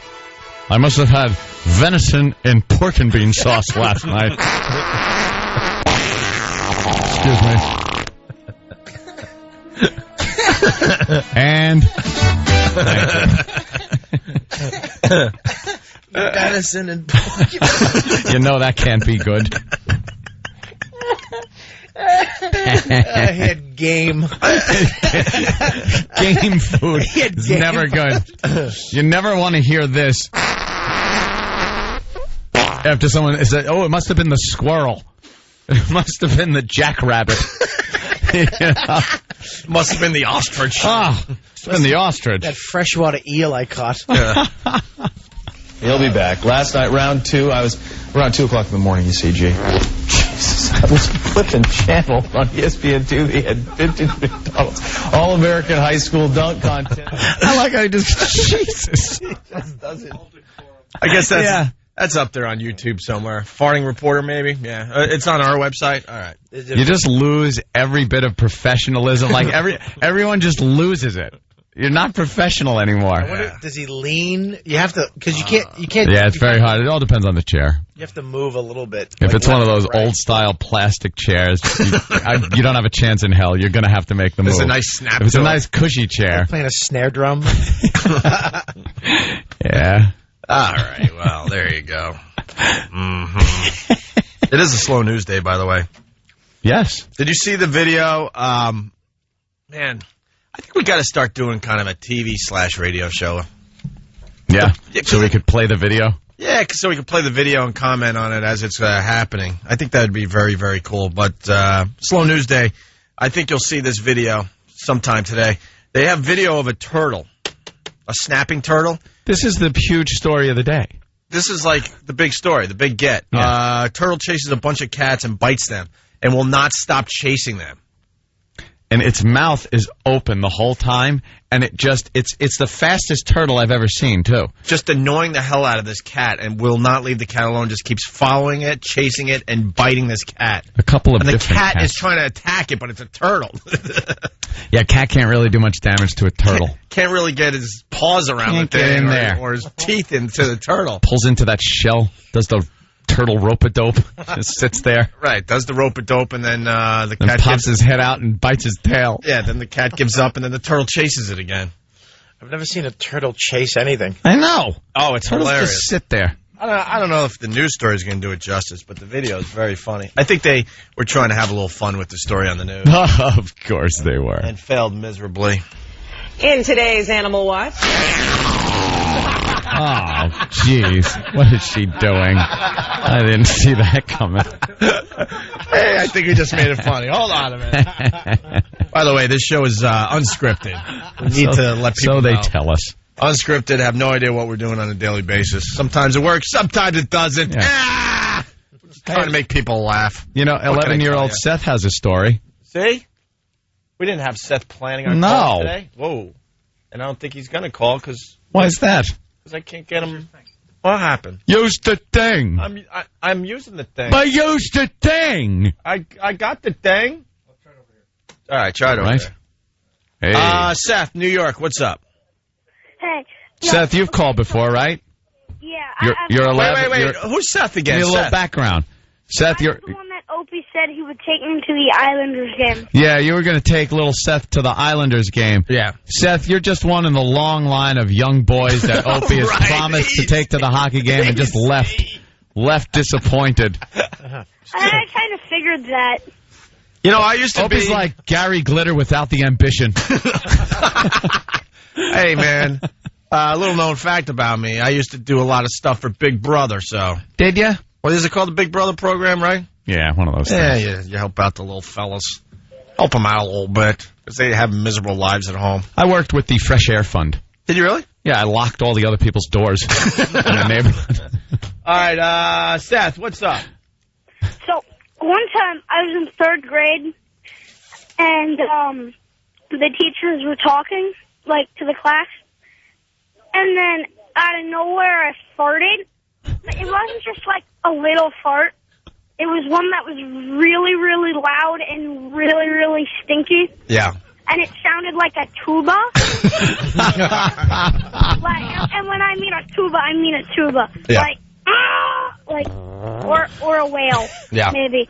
But, then, like, me and my friend Jigme were there, and we're right next to each other, trying our hardest not to laugh. Yeah. And then I broke out laughing hysterically. God damn. You gotta watch your mouth, you little potty mouth. Hey, listen, you little bastard. You little potty mouth. Keep it clean for everybody. You almost wet your pants. You were laughing so hard. Yeah. Just put it that way. Yeah. You little potty mouth. You sound like a sailor. Listen to nothing funnier than kid stories. Yeah, all right, Seth. They just blurt them out. So then what happened? So, and then I went to lunch, and my best friend Vincent told me he heard the fart from next door. From another classroom? English heard it in math. Right next to us, and I was like, that doesn't make sense. And he was like, I smelt it too, and I was like, that's nasty. Are you now known as like the kid that did that in class? I've been known since like kindergarten or so, as the farter. You're not shy, right? You're just one of those kids that not shy about it. Yeah, no, not really. And last year, my teacher said, okay, she said, oh yeah, and this year I actually cleared a room out. I was pretty proud of that. This guy, yeah, kid's I cleared the math. Nice, Seth. All right, Seth, we gotta let you go. You're hilarious. What are you doing this weekend? Anything good? Lactose intolerant. You gonna go see Shrek 3? Little milk carton. Actually, I'm seeing that tonight, man. Oh, you are? Shrek 3, right? That's a cool thing to do if you're 11. Who you going with? A chick? No, unfortunately not. No, who you going with? Mommy? No, a friend. A friend. Oh, just one of your guy friends. You're gonna go stag and pick up a chick there, right? Probably. Yeah, I hear you. All right, Seth. All right. Thank See you later, Opie. Yeah, Opie and Later. Anthony, yeah. Call us soon, Seth. He We love when doesn't you know call about the me. He's show. trying to gain favor with you, so you take him to the goddamn hockey game like you promised children and never do. Promised children. I don't He like does. that He sentence. promises children. That sentence is just creepy. I promised children. There's a kid out there who's probably 25 years old now that is just still disappointed. Never went to the Islander game. bunch of kids with sad faces. Little Gary. And Ranger shirts. It was little 12-year-old Gary. Gary? Who's Yeah. Gary? Little 12-year-old Gary years ago. It was another kid. Opie said, I'll take you to the game. And then he kept calling back and goes, Opie, when he taking me to the game, he got all sarcastic because he knew it just wasn't happening. Like the kid, $2. Yeah, $2. A hockey game. Years went by, and now he has a deep voice. He still calls. Yeah. When are you taking me to the game? Opie, you you promised me. I was supposed to go to the game. Let's say hi to Liam from Bayside. Goatee. Liam. Girlfriend. What's going on, boys? What's up? Not much. Listen, I got a good fart story for you. I was hoping you were a little kid. No offense to you. Oh, Yeah. I hope you were a little... Adults telling him Can is, you talk in a isn't little it kid funny? voice? Yeah, no, go ahead, Liam. Make it fast. Back when I was in... Thank you. Well, back when I was in high school, my social studies teacher was a giant butch, probably about 6 foot, maybe 300 pounds. Just disgusting with a mullet. All boys high school. She turned around one day in middle social studies class and ripped one. Sounded like you're pushing a heavy day. You guys do it all day long. You got nervous, dude. Yeah. Huh? You got nervous. First one of the day. Yeah. All right, you got nervous. You had a T-shirt that farted. Yeah. Here's the turtle story before we go to break. Turtle chases a bunch of cats and bites them. In today's Animal Watch. Thank you. This is a classic tale of the tortoise and the hare, only this time the hare is on a cat. Check this out. A man in South Africa taped this bizarre footage of a tortoise chasing a cat named Humphrey. Now you can see the reptile continually nips at the cat's fur, and the feeling he can't seem to get away. The tortoise then goes after another cat.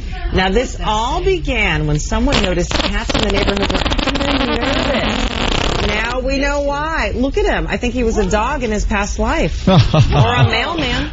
It's like Cujo revisited. Is it? Look at. And he won't stop. Look at him. He's just going after everybody. Wow. He keeps going. And you can't scratch him because you wouldn't feel it. I know. And we count on the news from these dummies. Love it. They always do the same thing, though. They always just ramble. They just keep going until somebody please say something funny. No one ever does. And then they have to, let's just get back to... let's go to Chip for the weather. Hey, that was some turtle. And we're going to have some rain tonight. Maybe a dog. My uncle had one time. It's going to be raining cats and dogs later on. I don't know about turtles, though. I don't think it rains turtles. Is that funny? No. Okay, how about there we go. Yes. Mike, can I just say something? And my girl's she's probably gonna hate me. When we went away to Aruba, she got a little, she got a little lippy. No, not lippy. I smacked her in the cheek the first day there. She got a little stomach pain. I gave her the goon hand. Listen. Is this going to make us want to talk for another 20 minutes? Because we do have to break. It might. Is it a good tease? All right, let's tease that something happened. We'll wait. Right, we tease Viagra. We tease chick stomach cramps. Also, could someone get me Crane Wedgie, please? Crane Wedgie on the way on the Opie and Anthony show. Who? It's the Opie and Anthony show. On 92.3 Free FM. Free FM. Do it like this. You're checking out the Opie and Anthony show. Thank you.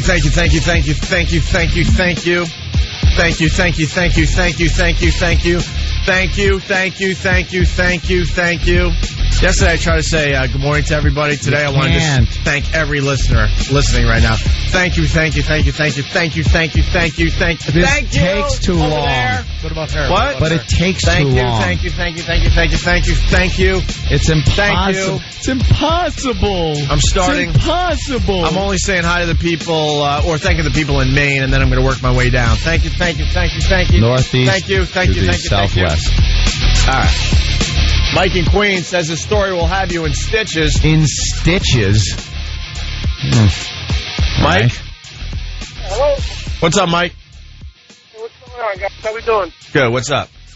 Man, those uncontrollable experiences that we have outside of the home, there's a thin line between comedy and tragedy, and the way things make you feel. I'm a cop and I drive limos, and I had some people in a car, they wanted to go out to eat. We go to City Island, they invite me to eat with them, and then we had to rush to a Yankee game.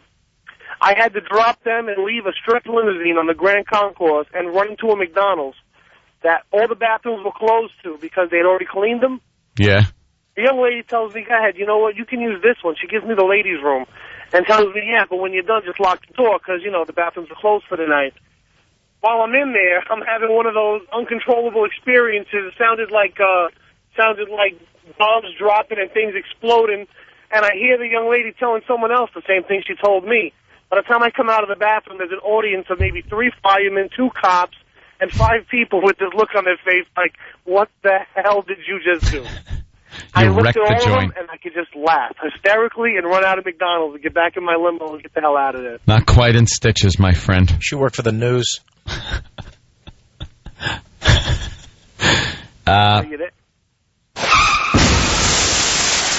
Is that the warm-up story? Like the featured act is now coming on?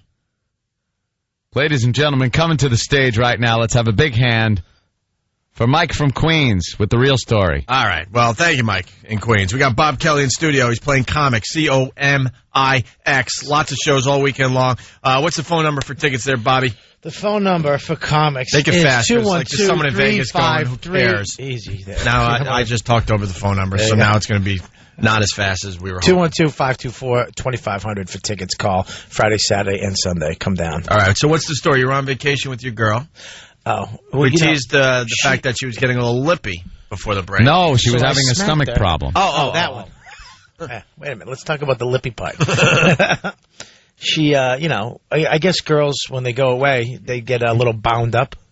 You know, I'm on the road all the time, so I'm like clockwork. I have coffee, I'm done, I'm in the bathroom. Yeah, some people can't travel, and then, you get the water or something, and it screws you up. So we're lying there 3 days in. 3 days without anything happening. I think is it's almost a medical condition. We're on the verge of, you can't. We've been eating 3 meals a day. Right? Do you understand? You just watch your gut just going, just expanding. Yeah, it's like I see the food going in. Right. You start thinking in your head like, what? Come on. How much room is in there? Exactly. Yeah. It's like, I know a stomach is the size of a fist. Inventory's coming in, but product is not leaving the factory. Yeah, exactly. We had pasta one night. That swells when it hits liquid. Yep. She had some rice the other night. Oh, yes, pancakes. That blows up. I mean, this stuff is all, it's not like she's eating lettuce. And so it's 3 nights in. I'm lying in bed, and then it just happened. No. No. Oh, okay. She let one loose. Yeah. But nothing, no noise or anything. It was, just. It just happened. I heard. Almost like a ninja. A ninja crossing. Yeah, just crossing the front foot door. of the bed or something. What was that? Yeah, what was that? You just go, what was that? It's a ninja. Yeah. Then you. Is anybody there? Ninja. What was that? And then it just came. It just came like just a hurricane. This smell. Let me tell you something. I've done some atrocious, just, oh my God, where it's funny. But then there's a point where it's not funny. I get out of the bed. I went in the other room. I almost called somebody in the States because I had to. Yeah, that's. Oh, yeah. I don't think that'll make it. We're professional. I think you were doing pretty good up till then. That did make it. Yeah. Yeah. There's just something about that people don't like. Well, I thought I had to check. And make sure everything was okay. Yeah. I had to check. Make sure that it was just what it was and not something extra. We had to have like a serious discussion. No prizes were left behind. Yes, there you go. No parting gifts. Yes. Mm-hmm. I had to actually have a talk with her the next day. Like, you need to go to the pharmacy and get. I can't go to a doctor. I can't handle this. I don't want to have. I don't want to think about this. I don't want to have to. It really is. A double standard. There are double standards in relationships. Like, you could get away with a fart. Guys could get away with a fart. They're not happy about it, but they could go about the relationship after that. But if your girl farts in front of you, man, there's no turning back. It's because you're done. We do it from the get-go. You're done. We do it right off the bat. Hey, what's up? How you doing? Bob Kelly, nice to meet you. You know what I mean? They're hiding. They're going in the bathroom, shutting the door, turning music on, hiding it, and you don't know it. And then all of a sudden they spring it on you. Know what's funny about you had me at. Know what's funny about Anthony? I've been around him for I don't know, way too long. Many years. This is way too long. Everyone has farted. Everyone that has been associated with the show at one time, right? Except for Ant. And he will hold it in until he gets home. No, I'm not really a gaseous person. He will suffer instead of letting it go. I'm not really a gaseous person, but I don't like making a scene. I don't like making a scene here in the studio. Like Jimmy, he makes a scene. We all do, but other people also, like, you're a guy and you're like, oh, this, you got the pain, and you're like, you know what, I just personally know how disgusting it is when Jimmy fires a salvo and I need the Lysol and everything, and then you're just sitting there kind of going, God, that is just awful, and I don't want people to think that of me. Yeah, but listen, First of all, it's weird that you turn into a 9-year-old boy when we talk about farts. I'm whining. Something happened to you. I just don't. His bathroom behavior is a bit bizarre. We mic'd you that day when you were. I was hungover, and we got him to puke by just saying god awful stuff. They kept talking about food and disgusting things, and I was so hungover and really we finally got poorly. him, which was amazing because if you know anything about Anthony, he's a private person when it comes to all that stuff. So we follow him into the bathroom, and now he's got to do something else while he's in there, and he flushes as he's because I wanted to ruin it. I didn't want anyone hearing the disgusting noises. He flushes as he goes. So let's say there's a bunch of movements in your symphony. Yeah. Wow. Thank you. Wow. He will flush after every. I'll just keep flushing. Most people will just wait and then one big flush, right? Not Anthony. I wish I could give this story more justice, but it's all you hear is a lot of flushing. You know what else I can't stand? The bloop. The bloop. So right when you feel like the tether is ready to break, that's what I'm saying. You go like. Not when you're alone. To cover up the bloop? Yeah, not when I'm alone. I don't care if it sounds like the Civil War. The 1980s video game sound? Bloop. Yeah, bloop. Yeah. Bing, bing, bing, bing. Hey, we get to keep track of our grandparents now. For the families of Alzheimer's patients, it is a nightmare scenario. Their loved one gets separated or lost, ends up in a hospital with no way to tell doctors who they are or what is wrong with them. It happened to Emerson Moran's wife, Pat. Pat was not able to tell them where it hurt, what was going on with her. She couldn't give them information about her meds or medical history. That's why this Alzheimer's center in Florida is launching a trial program to implant 200 patients with this tiny microchip. It gets injected like having a shot of medicine in the upper right arm area by the tricep. The chip itself lies dormant. There's no power source, there's no battery, there's no energy, so nothing's going on underneath the skin. And how do they find them? Well, we're going to find out. It's like attached to a rope. But it's like an easy pass for old people. It also has all their medical history in the chip. Does it keep their bingo record? All the essentials. Bingo record. I won 75 games on a full board, and I won a Y board one time. I don't like the Z boards. The Z boards are not my cup of tea. Y board is much better. Z boards. How do you make bingo funny? We have to. All right, hold on. Let me get more here. The chip has a 16-digit identification number. It can get scanned at a hospital, and when the number is put into a database, it can provide crucial medical information. Having this type of ID and having this type of technology to get the kind of assistance that they need right away is life-saving because our patients are so fragile and vulnerable. It is the same type of chip that has been implanted in pets to help identify them when they are lost. But critics argue that humans are not pets. And privacy critics argue humans are not pets. Did they argue that? Yeah. Was there an argument with someone saying, no, humans are pets? Didn't they make it sound like somebody's arguing the point that humans are pets? Yeah. Dopes. Not pets. And privacy groups staged a vigil outside the Alzheimer's Center to protest what they see as Big Brother branding. To protest, they forgot.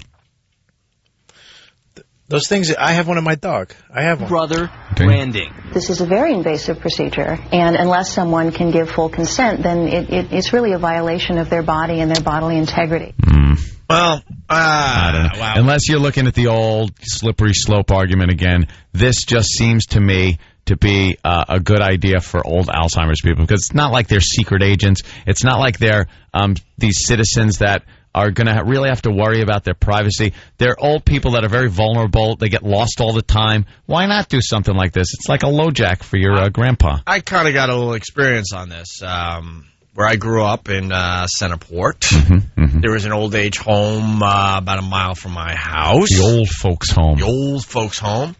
And every once in a while, one will get loose. Go on a tear, huh? One would get loose. And do the slipper shuffle down 25A. That you really can see. I can see where they're not supposed to be somewhere. And has taught me a lot over the years. And like, if you give in to, I guess the argument is if you give in to this and say it's okay for Alzheimer's people to have the chip in their arm, then what? Then it's going to be children, then it's going to be teenagers, then the next thing you know, it's all of us. And do you really want convicts? Do you really want the whole Big Brother thing happening? But questionable. Political views But where I grew up, they would get loose every once in a while and just wander around, and all you would hear is freaking, horns, and it was like a game. Like, oh my gosh, you're gonna get hit, and then where am I? Where am I? I don't know. Yes, I know. Wait a minute. I used to own this house. I drove a truck once. To the moon. They would get loose and just start wandering around the neighborhood, and You have to lure them back with Jell-O. Too like Jell-O. But we had the old age home on speed dial, basically. There's another one loose. Oh, thank God, where is she? Gotcha. Before anyone finds out, and they would send a truck and get her back to the old age home. My grandmother used to work at one of those places. Yeah. Yeah, all old people smell the exact same. It's like this certain musky. I think it's like babies, though. Like babies smell the same. Then as you get older, you kind of have your different odors or fragrances or whatever. And then as you get really old, you kind of go back to the baby phase where you kind of just have, it's like powder. And didn't somebody say it's actually dying flesh? Yeah, who said that? Somebody said it was dying. It's a comic. Yeah. No, I said that old people they already started dying. It's in the process. Parts of their bodies are dying, and that's why I smell his baby powder and flesh dying. Oof. But here's the rest of the story. Emerson Moran says the protesters should butt out. If it's your wife or if it's your mother, you want that information available to the right people. Now, critics say that bracelets might be a better option, but the problem with bracelets is patients can sometimes rip them off. Now, this microchip, which you can see is only the size of a grain of rice, clearly a patient can't rip that off. Rice.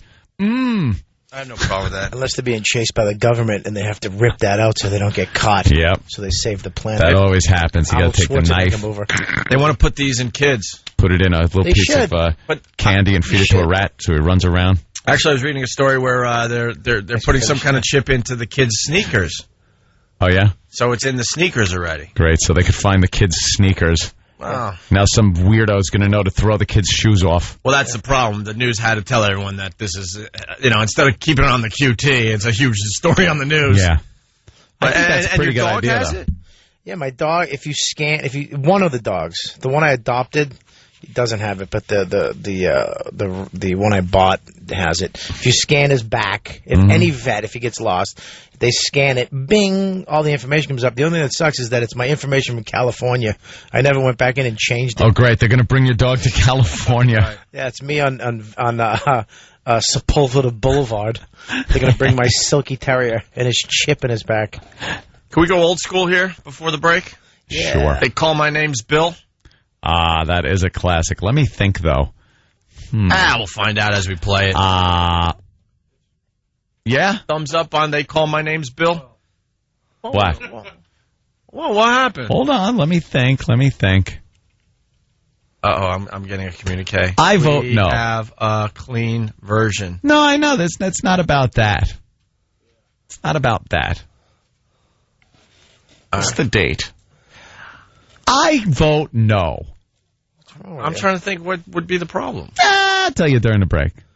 What's going on? We were just talking about a chip on a dog, and you want to... Yeah. All right, we'll figure it out after the break. It's a great little bit, though. Oh, I know. They call my name's Bill. It's wonderful. He's lost, and he calls for some help. And yeah.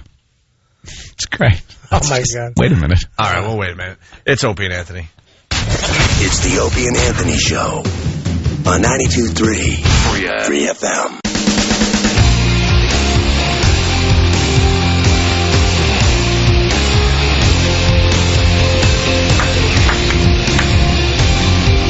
Oh, it's the turtle story on the news again. There it is, Bobby. Look at that turtle. Doesn't he move fast for a turtle? And look at him, his mouth is open. Ah! That is a mean, angry turtle. I love it. It's just there is no news for these people today to report. None. I gotta do liquid breakfasts from now on. What, like scotch? I don't know, man. It takes me all morning to eat scotch. We have to eat like 5 minutes at a time, if that. 4 minutes at a time. Yeah. We graze till we have to poke our heads up. All right. Hey, by the way, I'm hearing things. Hearing things. It's Opie and Anthony, by the way. I think I'm going to have to buy a lot of beers at F.H. Riley's Saturday. I think some of the pests are getting together. Are they? That's what I'm hearing. Yeah. I'm not trying to... Am I trying to promote? Maybe I am. I don't know. My brother's restaurant out there in Huntington Village, 400 New York Avenue. Well, they're there all the time anyway. I'll be there this weekend buying a lot of beers. A lot of beers for the gang. But I'm hearing things. Stop down and say hi. Hearing they're going to do a little hang. Nice. Let off a little steam. Our phone number, 1-866-313-FREE. A couple things before we move out of here for the weekend. What are those buttons you push? Keep pushing.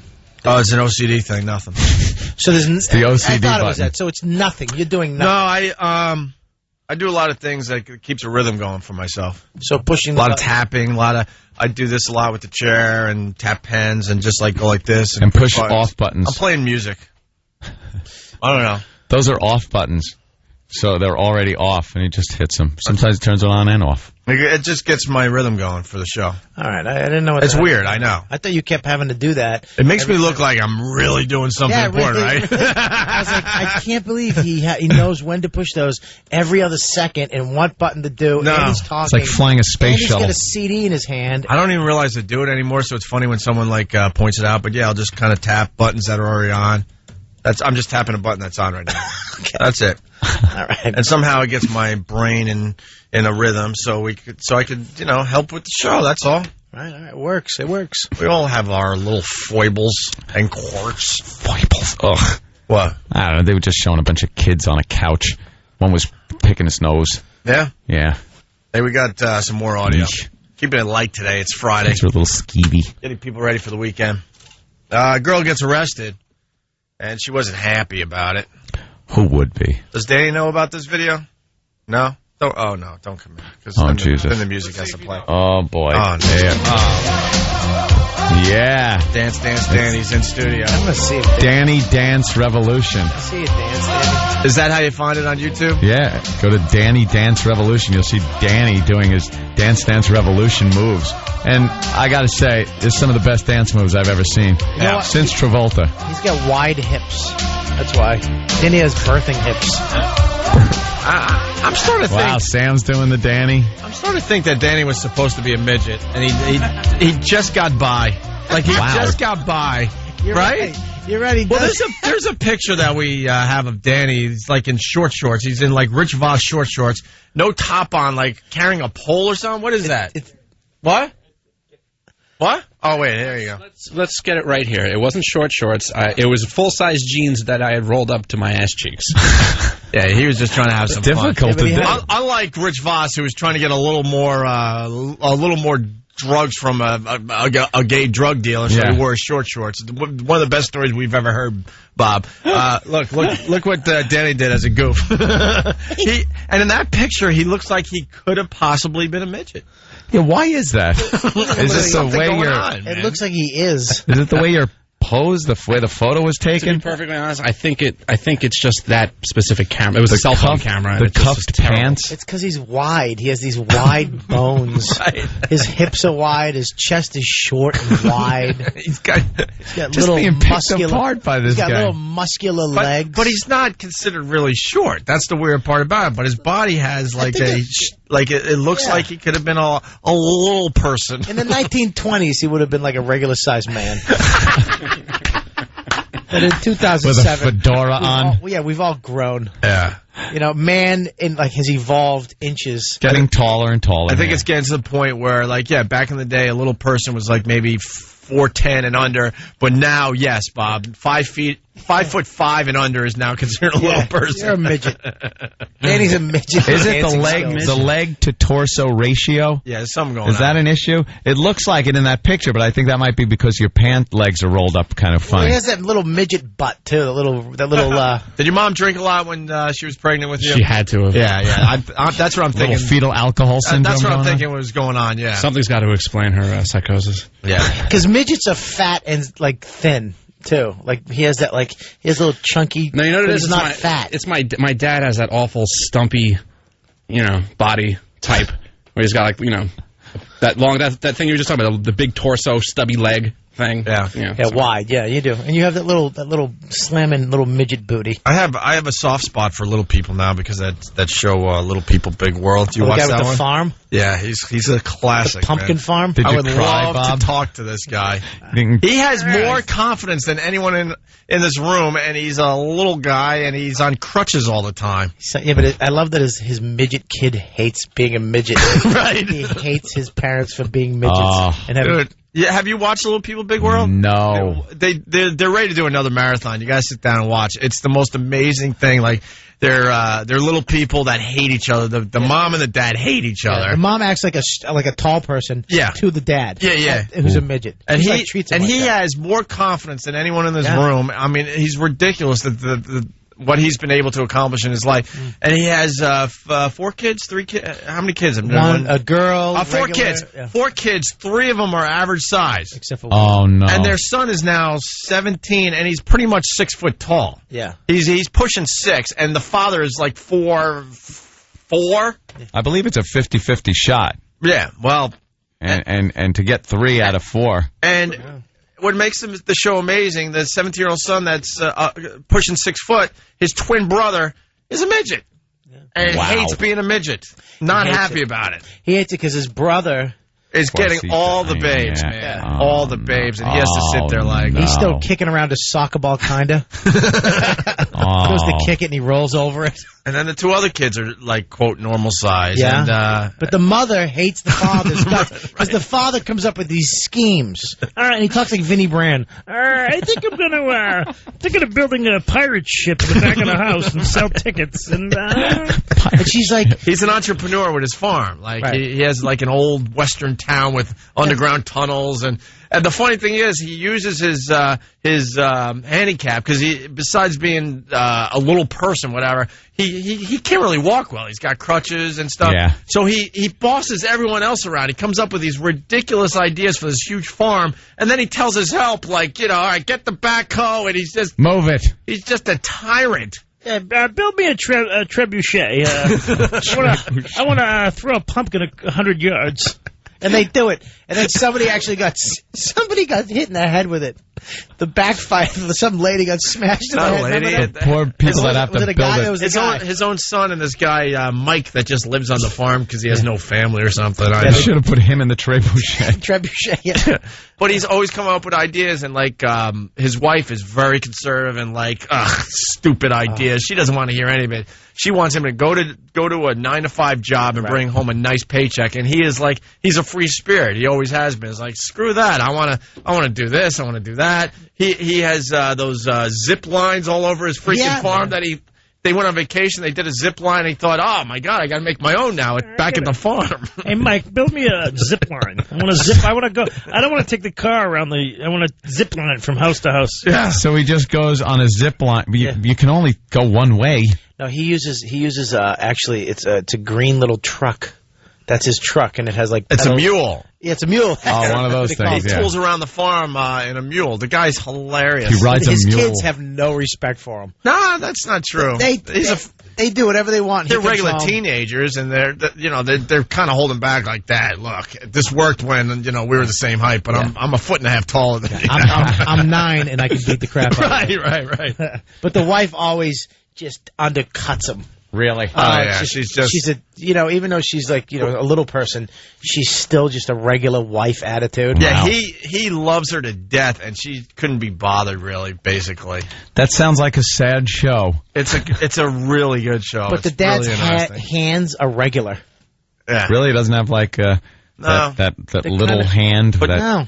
And the big hands. Bigger than Rich Voss's hands. And you want to hear the other? Yeah. You want to hear the other drag about the show? So you got the two twins. The one is regular size. The other one is midget, whatever. And there's another brother who's now 9 maybe, and is already taller than the 17-year-old.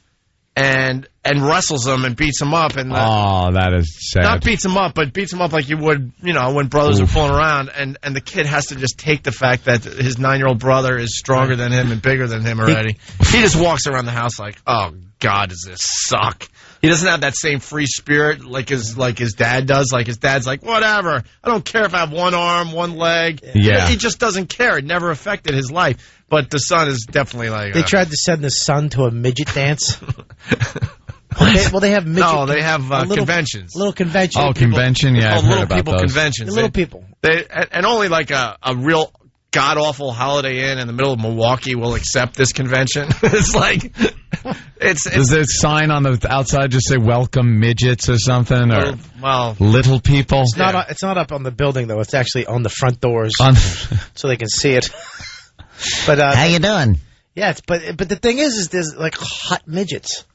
Yeah, well, I've seen a couple of midget women that are kind of hot. That one from Total Recall wasn't that bad for a midget. I mean, hey. Yeah, without the makeup, the eyeball on her forehead. No, not that one. The little, the midget one that picks up the machine gun. Yeah. She had like big boobs for midget. Well, there's two different. There's dwarf. There's a dwarf, and they have to keep their wallets in their front pocket because they can't reach their back. Well, pockets. she's a dwarf. She was a dwarf, right? She was a dwarf. A midget is the same proportion but midget is known as a derogatory term. Yeah. They're all under the umbrella of little people, but it doesn't distinguish between dwarf and then what do you call the people that... They're all under one umbrella? We used to be midgets. Yeah, when it rains, every single one. Under one umbrella. Hey, really fast, Tony on Long Island. Tony, what's up? Tony. Hey, guys, how you doing? Hey, yeah?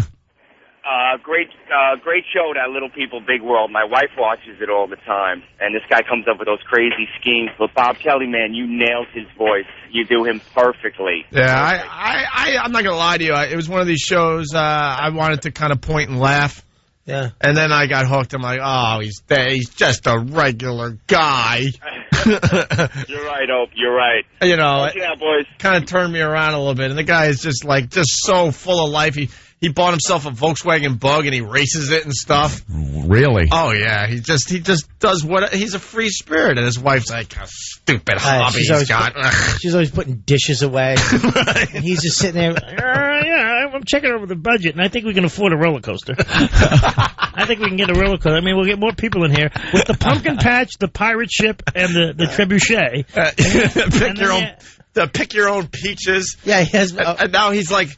He's in his mule, and he's just a dreamer and he's like looking at this field, and he's like, Christmas trees.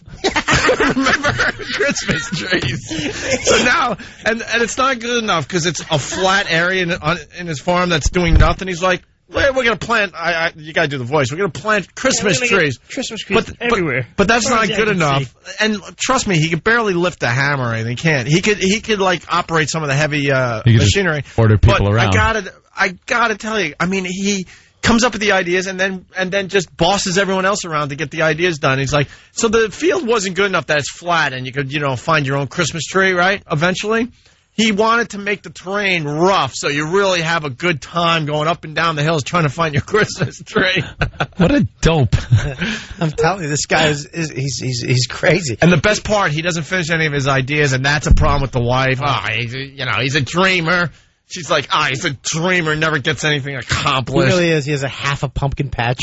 And she made him go back to his job. I guess he's like a software genius.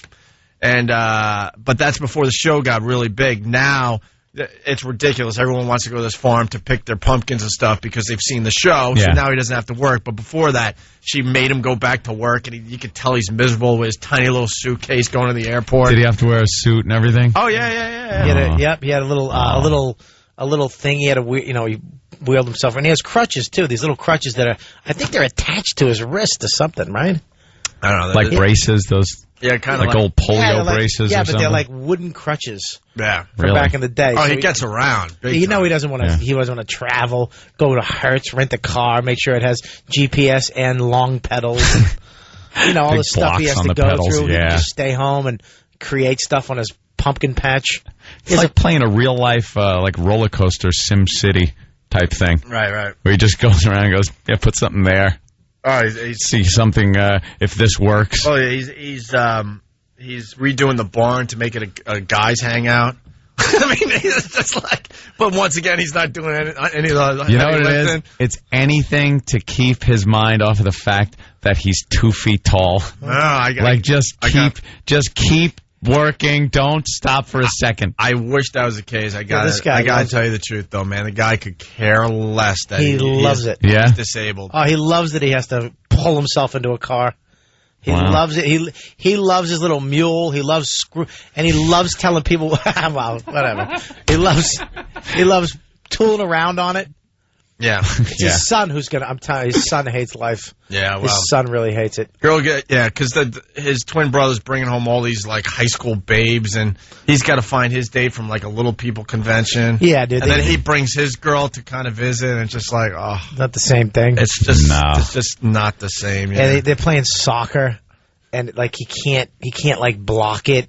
He can't, you know what I mean? Like his brother's flying around with his friends and kicking the ball, and of course not. back and forth on each foot, and he's like he's just sitting there like a goalie. I think they just made him a goalie, right? No, he actually has some skills, big time. Does he? Yeah, he does. Really? Yeah, he does. Actually. Look at Anthony so badly wants to trash. I've this never little- seen the show, so Do yourself a favor, try to find it this weekend. Check it out so we can talk about it a little I'll bit find more it. on Monday. It's I'll like I said, screen it. I definitely look. I said, wow, this has got to be a hilarious like freak show to watch, and now it turned me, and now I'm like. Well, Opie, I'm glad you like the show. Yeah, and, I'm rooting for Matt. They're all sympathetic. Anytime you want to come up to the pumpkin patch, your pumpkin's on me. I would love to talk to the guy, and I would treat him with nothing but respect. I respect you too. Here's a girl getting arrested, and she. She wasn't really happy about it. Wow. What happened there? She must have fainted. Didn't say a word. That's it. You keep your mouth shut. You take your pinch like a man.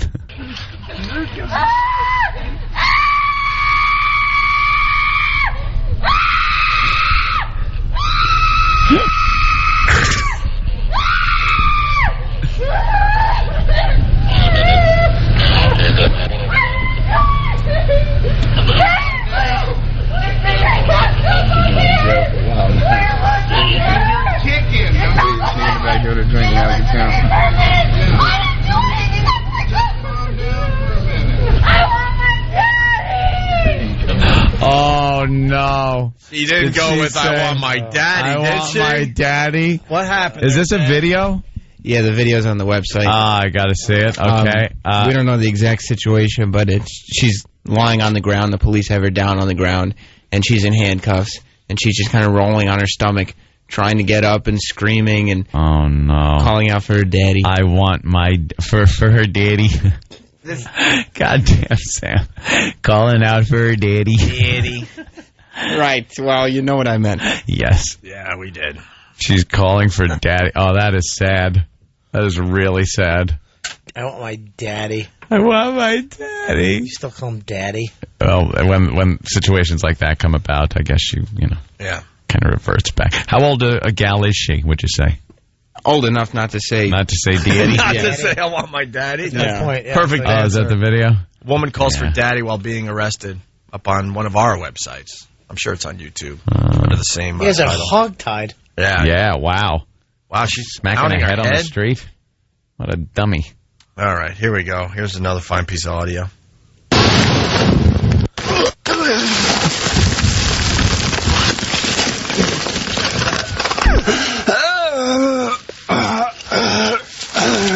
I don't think we can play this on the air, Opie.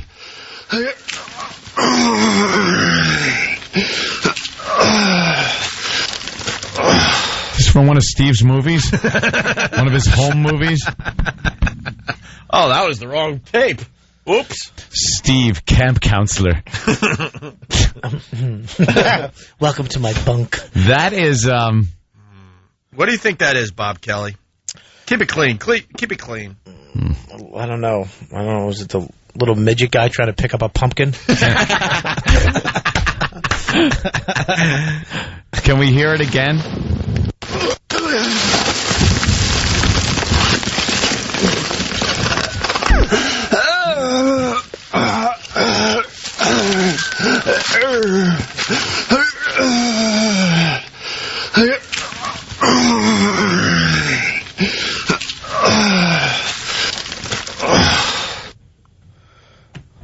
The big A trying to spell an R word. Wow, that sounds, well. Somebody got kicked in the stomach.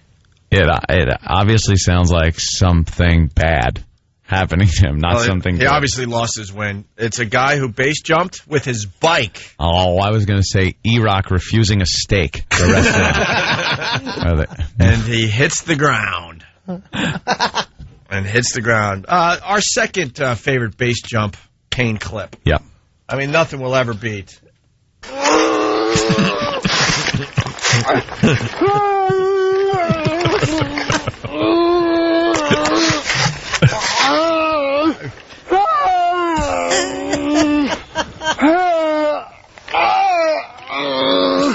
Wow. Right there, he's thinking, what a bad idea. Why when you get the wind knocked out of you, do you have to say something? You have to try to speak. I don't know. Why can't you just sit there and not try to do anything? I don't know. Everybody's like, I have to tell you how much that hurt. Oh, God. What if I do? I hurt my knee, man. I did it again 2 weeks ago. I snapped it in half. Great. Anyway, Indy Mike, what's going on? Morning, gentlemen. Just checking in. Opie had mentioned staying a little bit late today. Didn't know if it was going to happen or not. Tom, can we stay late today? We have nowhere else to go. Don't make him hurt his head shaking it no that quickly. Tom? Oh, my God, look. He ran in to the other room, and he's waving us off. He's waving us off. No. Not even a go around. It's don't even land at this airport. Right. He just waved us off again, unfortunately. Here's my favorite guy having trouble. All right. Bob Kelly with his broken knee. Yeah. Speaking of which, Bob Kelly will be at Comics, COMIX. Yeah. 2 shows tonight, 2 shows tomorrow night, 1 show Sunday. Yeah. What do the people need to do if they're in the New York area? Bob Kelly. Just call Comics at 212-524-2500 or Comics with an X, ny.com for tickets. Come on down, and if you say free FM, you get $5 off your ticket price. Very nice. If you say anything else, you have to pay full price. All right, Ant's going to see you. Good to see you too, man. Oh, yeah. No, I said Ant's going to see you this weekend. Oh, you're going? Yeah. Oh, And you're Bob, not down. I'm not going. I was joking because I got to go out to F.H. Riley's this weekend. So all right. I'll be at F.H. Riley's off and on this weekend. Ant's going to go see you. And, well, we'll see you guys on Monday, I guess, right? Monday. Absolutely. Thank you. All right. See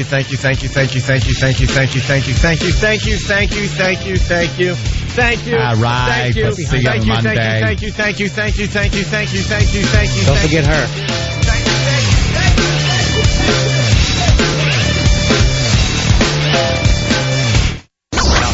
It's the Opie and Anthony Show.